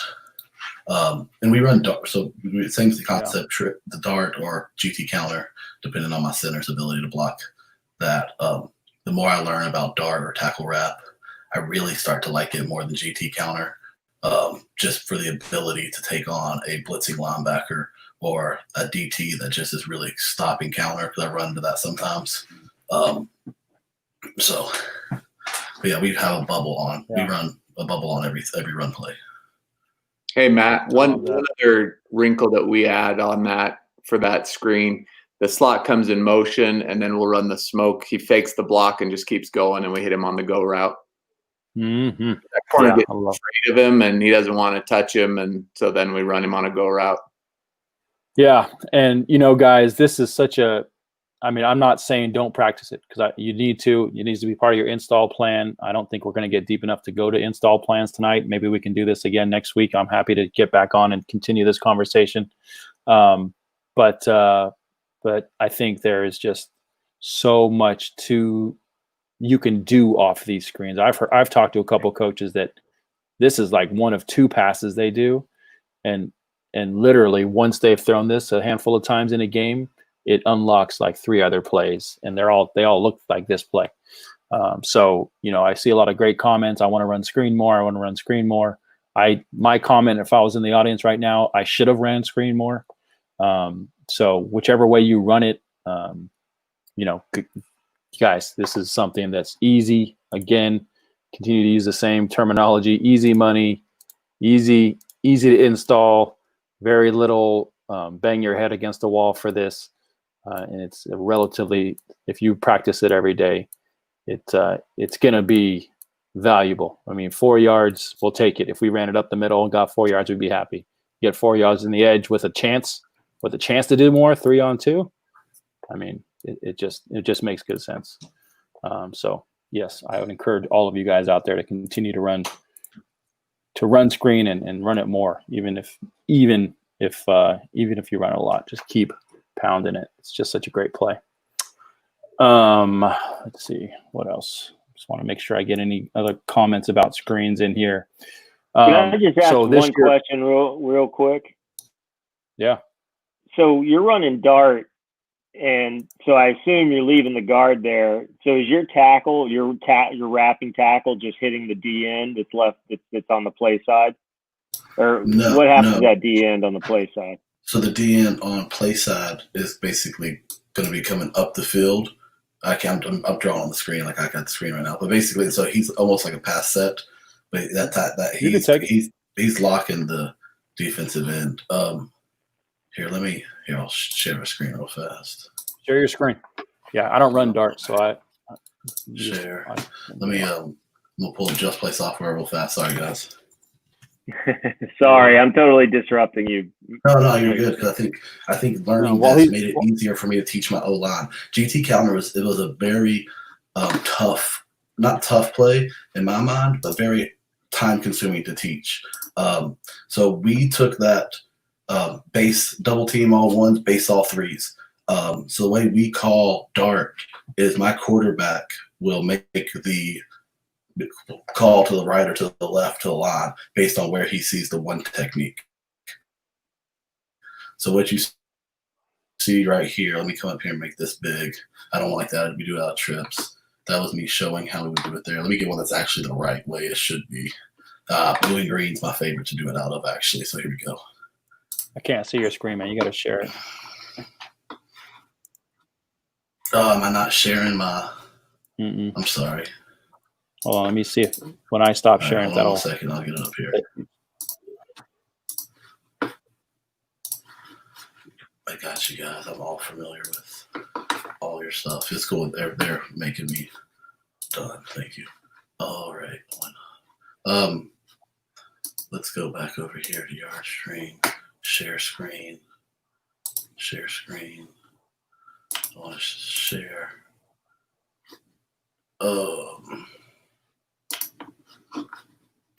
There we go. Hold on. Why don't y'all go talk about something else? And I got to pull some stuff up right here, and I'll get it where I can share. I've never used YardStream, so I've got to go give them permission on my computer to do some stuff. But I'll come back to Dart in a second and show it to you.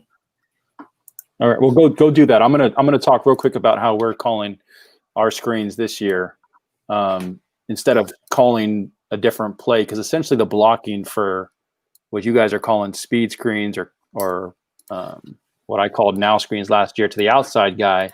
There's no difference internally here with the line. So, instead of calling it two different plays, I'm just going to call, and I think I got this from Salas. I can't remember if it was which one of the older guys, but they just call basically Larry. Just standard Larry is always the F bubble screen. But if they said Larry 1, that means then these guys would be the blockers, most dangerous. And he's doing his now screen steps in and up through, right? Larry 2 would mean this Y would do the pedal screen.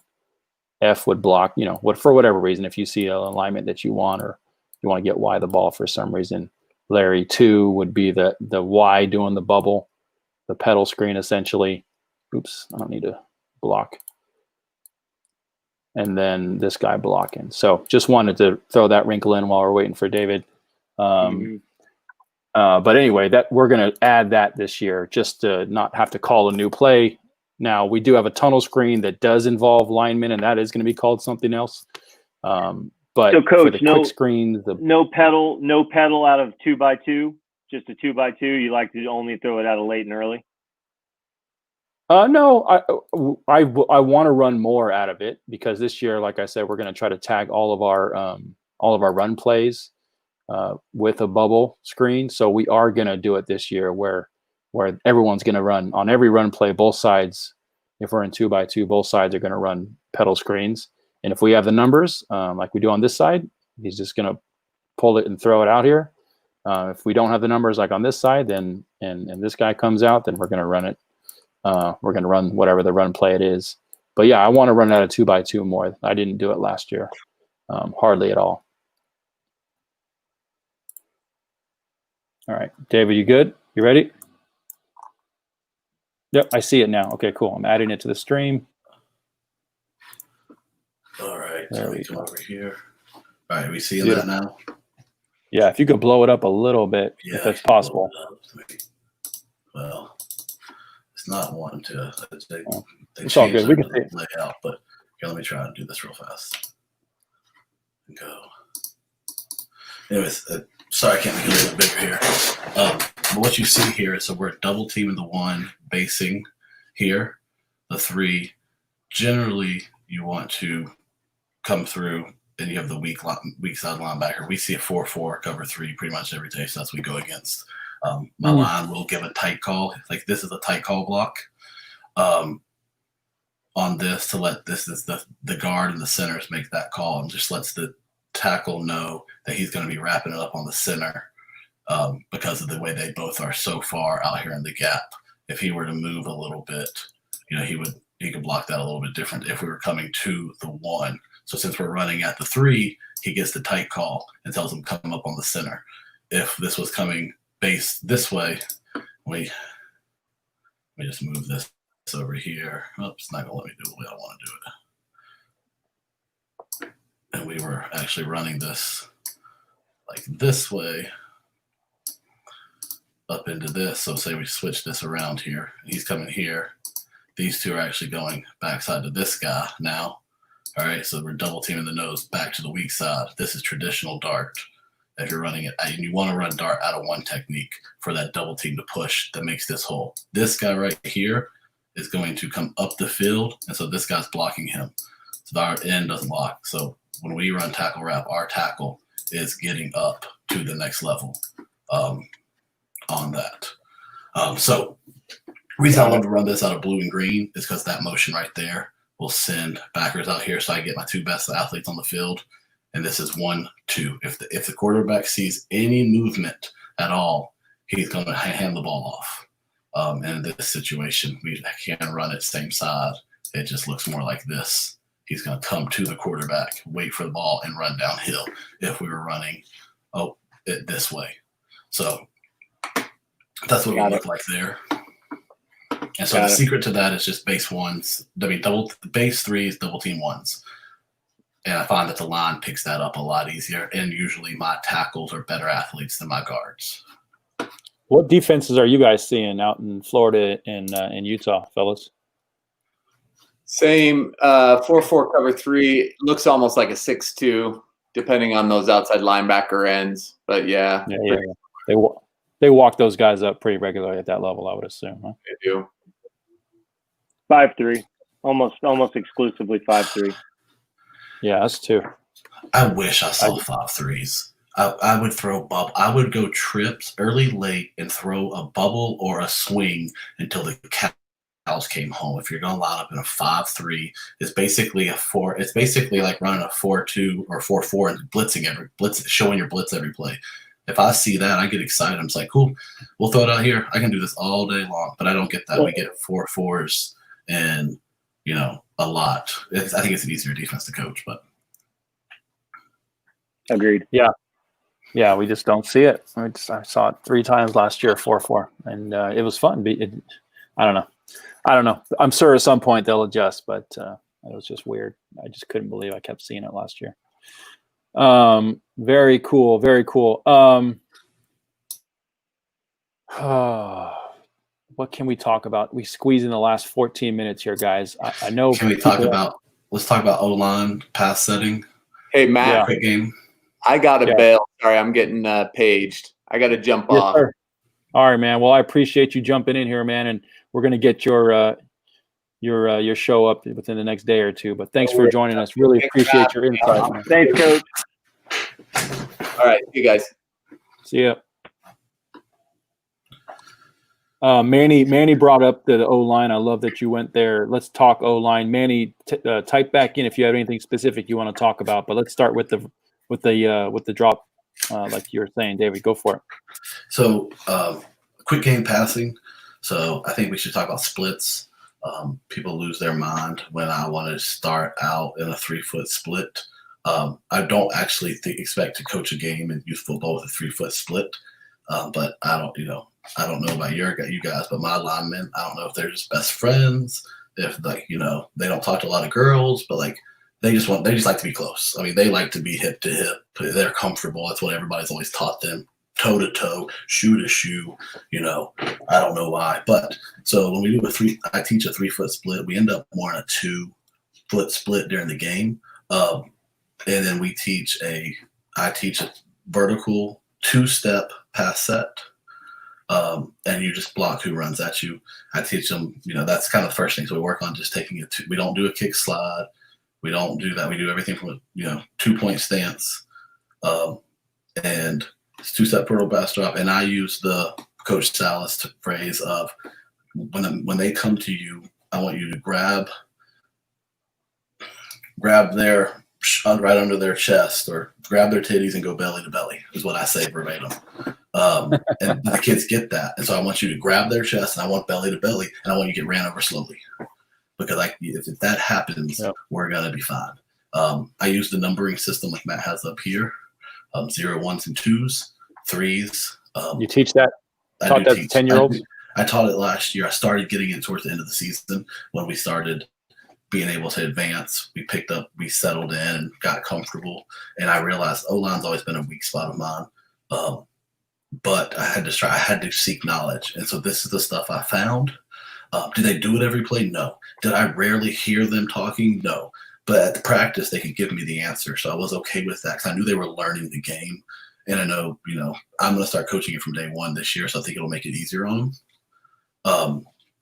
But so for me, I tell this is by keeping your run to one run play besides draw. All I have to teach my O-line is a 2-step vertical set and dart. That's it. Draw. When I call a draw, they're pass setting. They don't even know it's a run play. I want it to look like that. So you got to think when we do individual drills, for the whole season, they are run fundy, dart, or pass setting. That's it. That's all they have to know. They will become masters of that. And I guarantee our runs will be more successful than they spread it to running guys who have 37 plays, but they never tell their O-line who to block. And we all play teams like that. They're just like big on big. Let's go. I love that. I love it. Okay, so you do try to, at the very least, 2-foot splits. Let's start there. That's what I was trying to do last year. I didn't even attempt the 3-footer. Admittedly so, and how I started this show today, talking about I'm going to coach O-line this year because I want to get into the nuances of it, because I think that's the difference between being great and amazing. So I love that. So 2-foot split. Karis, did you guys focus on that at all last year? Is that something that's Yeah. on your Yeah, we mind did, split? and it's funny. It's like exactly what Coach was saying. I was trying to teach a 2-foot split because I just wanted to bring it down from traditional air raid, and it became a 1 foot, and then it was a 6-inch. Like they're always wanting to sneak in. So this year, I'm going to teach 3 foot and expect it by game time to be like a 1.5 feet. Yeah, which is fine. I think 18 inches to 20 inches, right around 2 feet even, is fine. Some of my kids don't move real well. So a 3-foot split scares me a little bit. Well, I've been trying to talk to them about the math behind it this spring, and it seems to be sinking into their mind. They seem to understand, like, the further we get them out here, the longer it takes to get to the quarterback, and you know, it's hard for them to understand that, I think. But I think if we just preach it from an early time, like, gosh, right now, spring and summer, I think it will make sense to them. Okay, good. So I think we all agree the wide splits is the way to go. It's very counterintuitive to us youth coaches. Most of us, haven't been coaching our entire adult lives. We took some breaks and came back to the game. So it's not something that was taught when we were kids. But I do think, guys, if you're going to do this, you owe it to yourself to try to do it with wider splits. It's going to help you. It's going to feel weird. You're probably going to get some flack for it from your other coaches, especially if they're not diving into the stuff like we are. We all know not every coach loves ball and nerds out on this stuff like we do. But, I think it's worth it trying. No doubt about it. Okay, so we have the splits. And then do you guys – and I admittedly didn't do this, so I'll start off by saying it. Do you guys try to sneak these O linemen back? The high school guys say put your head where their butt crack is to try to get some depth to, again, create even more space. Have you guys tried that at all? I do that, and some refs let it go. I've had refs come to me and say they're offsides if you do that, and so I've had to get them all in a straight line. And the ref, I try to explain to the ref that it's helmet through the belt loop of the center, but he doesn't care, so you have to be willing to change. I find that as long as I've always taught helmet to the bottom of the numbers or middle of the numbers, and my refs don't bother me about that. I try to keep it simple for my O line, so I don't have an additional setback for my tackle. I just have my guard and tackle setback from the center. And like I said, I'm teaching helmet to the numbers. And with these kids, keeping it simple is like, I don't even say bottom of the numbers. Say, try to get your helmet at the numbers. And usually it ends up toward the bottom of the numbers, which is perfect for me. And a 2-foot vertical is interesting. I'm playing with the idea of a 1-foot vertical step. Coach, I don't know if there's a reason you've gone to two steps backwards rather than one. Do you have any opinion on it? So because that's what Joe Salas said to do. You want me to answer? Don't mess with Joe. But I found the 2. So when I started doing 2, get ran over slowly. It just the 1-2, a quick 1-2, that just seemed to be more of a fluid motion. Maybe they've done that; it's a natural thing for them. And then the 1 step, I fear they don't get enough space for a move. So by doing a 2-step with our distance, and most youth football teams aren't right on the ball. They for some reason, I don't know why, every youth defensive line likes to give like a 6-inch cushion because they're terrified of jumping off sides because their dad's going to talk to them the whole ride home about it. But that 2, because like a 4 step's too much. That's a deep passing game and quick game. But that 1-2, get your hands up 1-2, you're ready to go. Just seemed to resonate with them and work. I don't know why. The only reason I bring it up, by the way, is just because I got into situations where my line was getting into my quarterback's line of sight for my pedal screen. They were just because I'm already setting them back, and then they're taking 2 steps back. I think what I'm going to do this year is teach quicker steps. Yeah, it's a 1-2, almost like a back pedal. Like you're not reaching for depth on those 2 steps. To me, it's just I was teaching depth.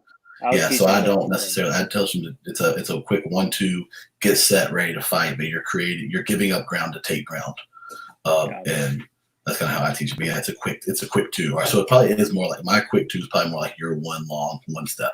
Because last thing you want is your tackle to get hit in the head with the ball. Yeah, that might be the only scenario where I tell that tackle to that side to try to get that guy's hands down, and maybe he does not do the full 2-step, just because if you're throwing to that side to get that guy's hands down.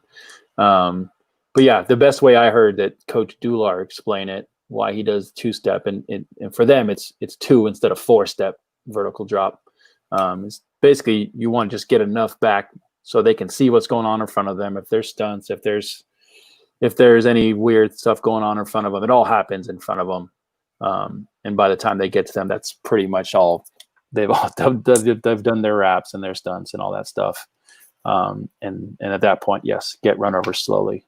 But yeah, we're going to do a 2-step vertical. I didn't teach it last year. We just kind of played by the seat of our pants, unfortunately, on the line, which I'm going to remedy this year. But yeah, 2-step vertical, I think it gives them enough space. And if you do get back a little bit here and you do widen out a little bit here, guys, I'm an English lit major because I was dodging math in college.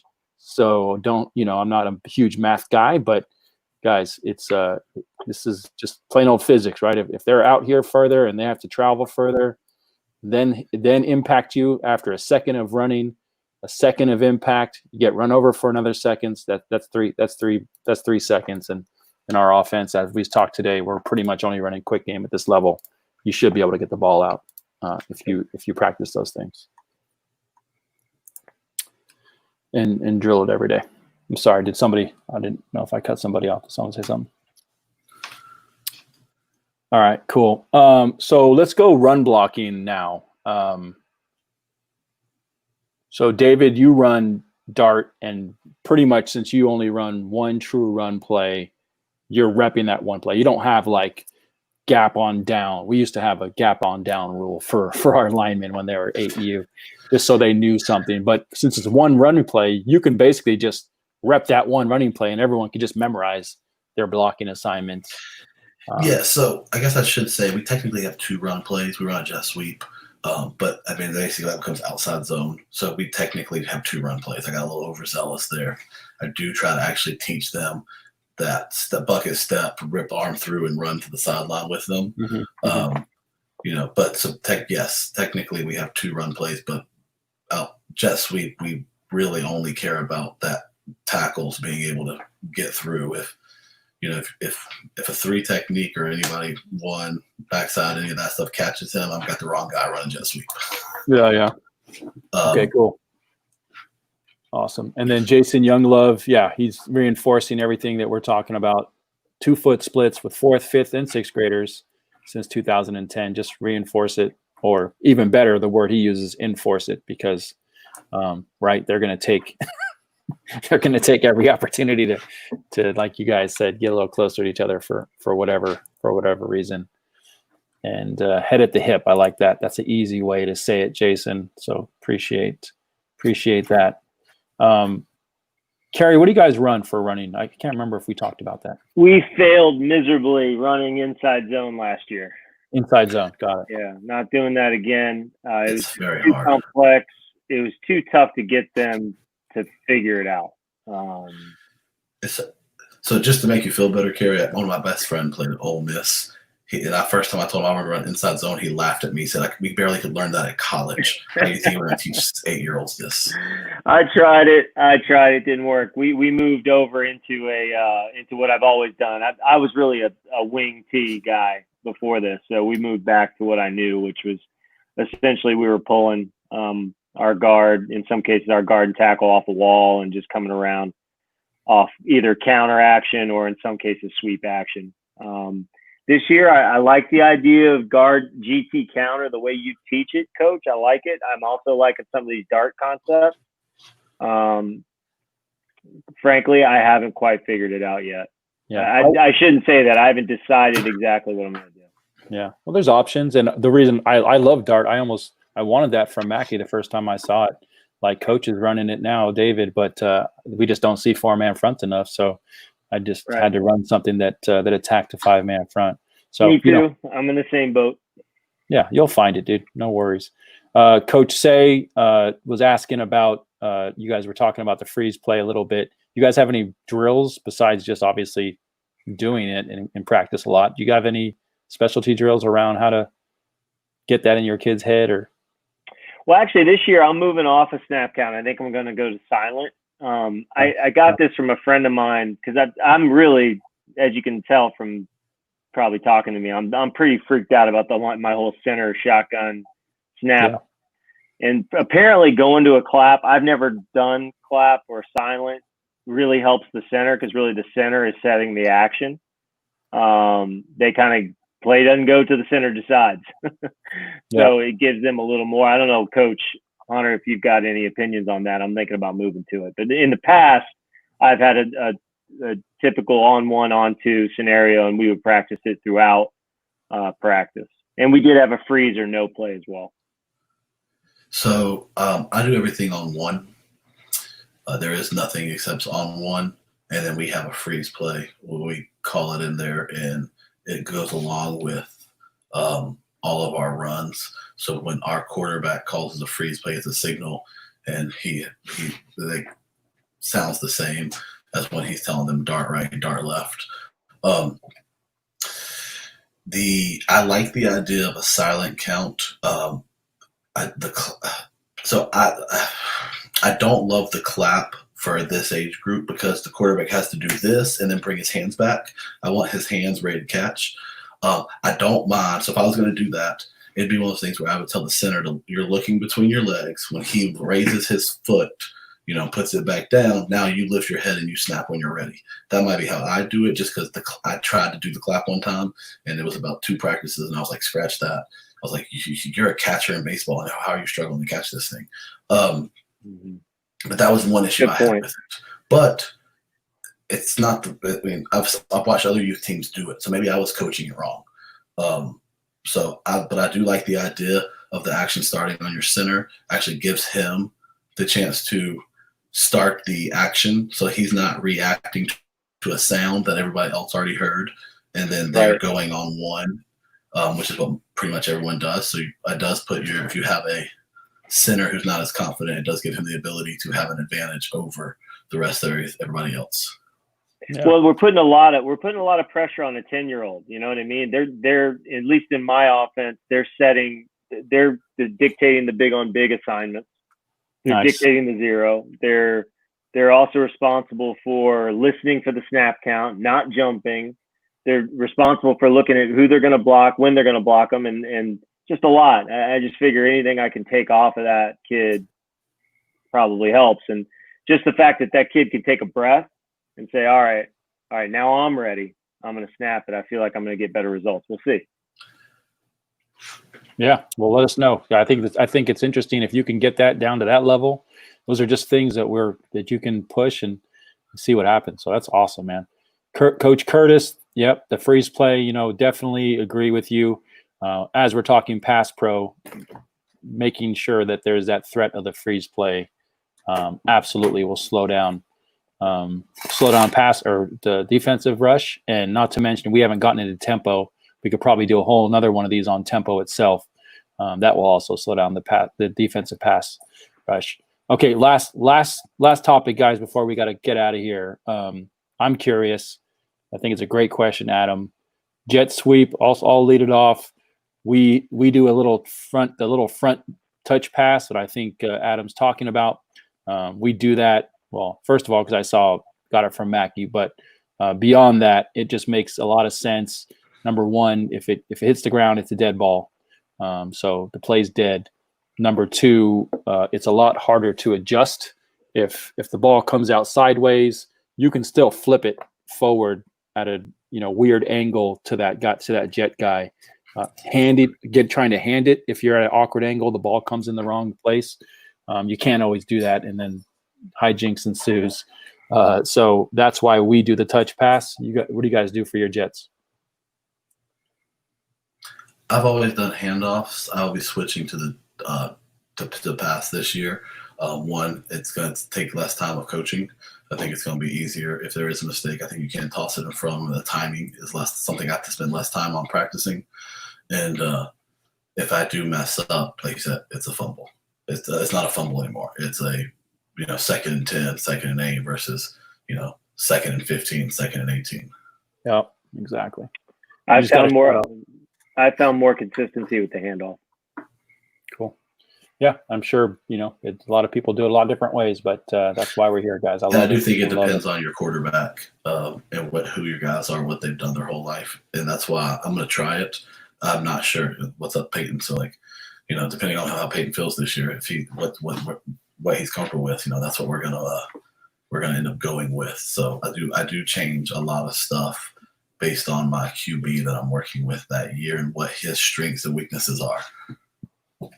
Absolutely. That's a huge call out for sure. I mean, obviously you got to play to your strengths for your players. Okay. So wrapping up, hey, Coach Hunter, I want to make sure you saw Jack McKinley shouted you out. But Peyton's going to be in the house in a second. Sorry. We're getting out of here probably before you can get out of the shower, but that's a nice little shout out. Just a heads up on Outside Zone. If you guys are anyone considering that, Joe Salas did a great new video on that, which I think could potentially work for our age group. So check out Salas's new video on that. But Coach say that's a good call out. I've heard that is outside zones much easier than the inside zone traditionally. I've never run zone. I'm chicken and I love GT counter too much to probably even be motivated to learn something else at this point.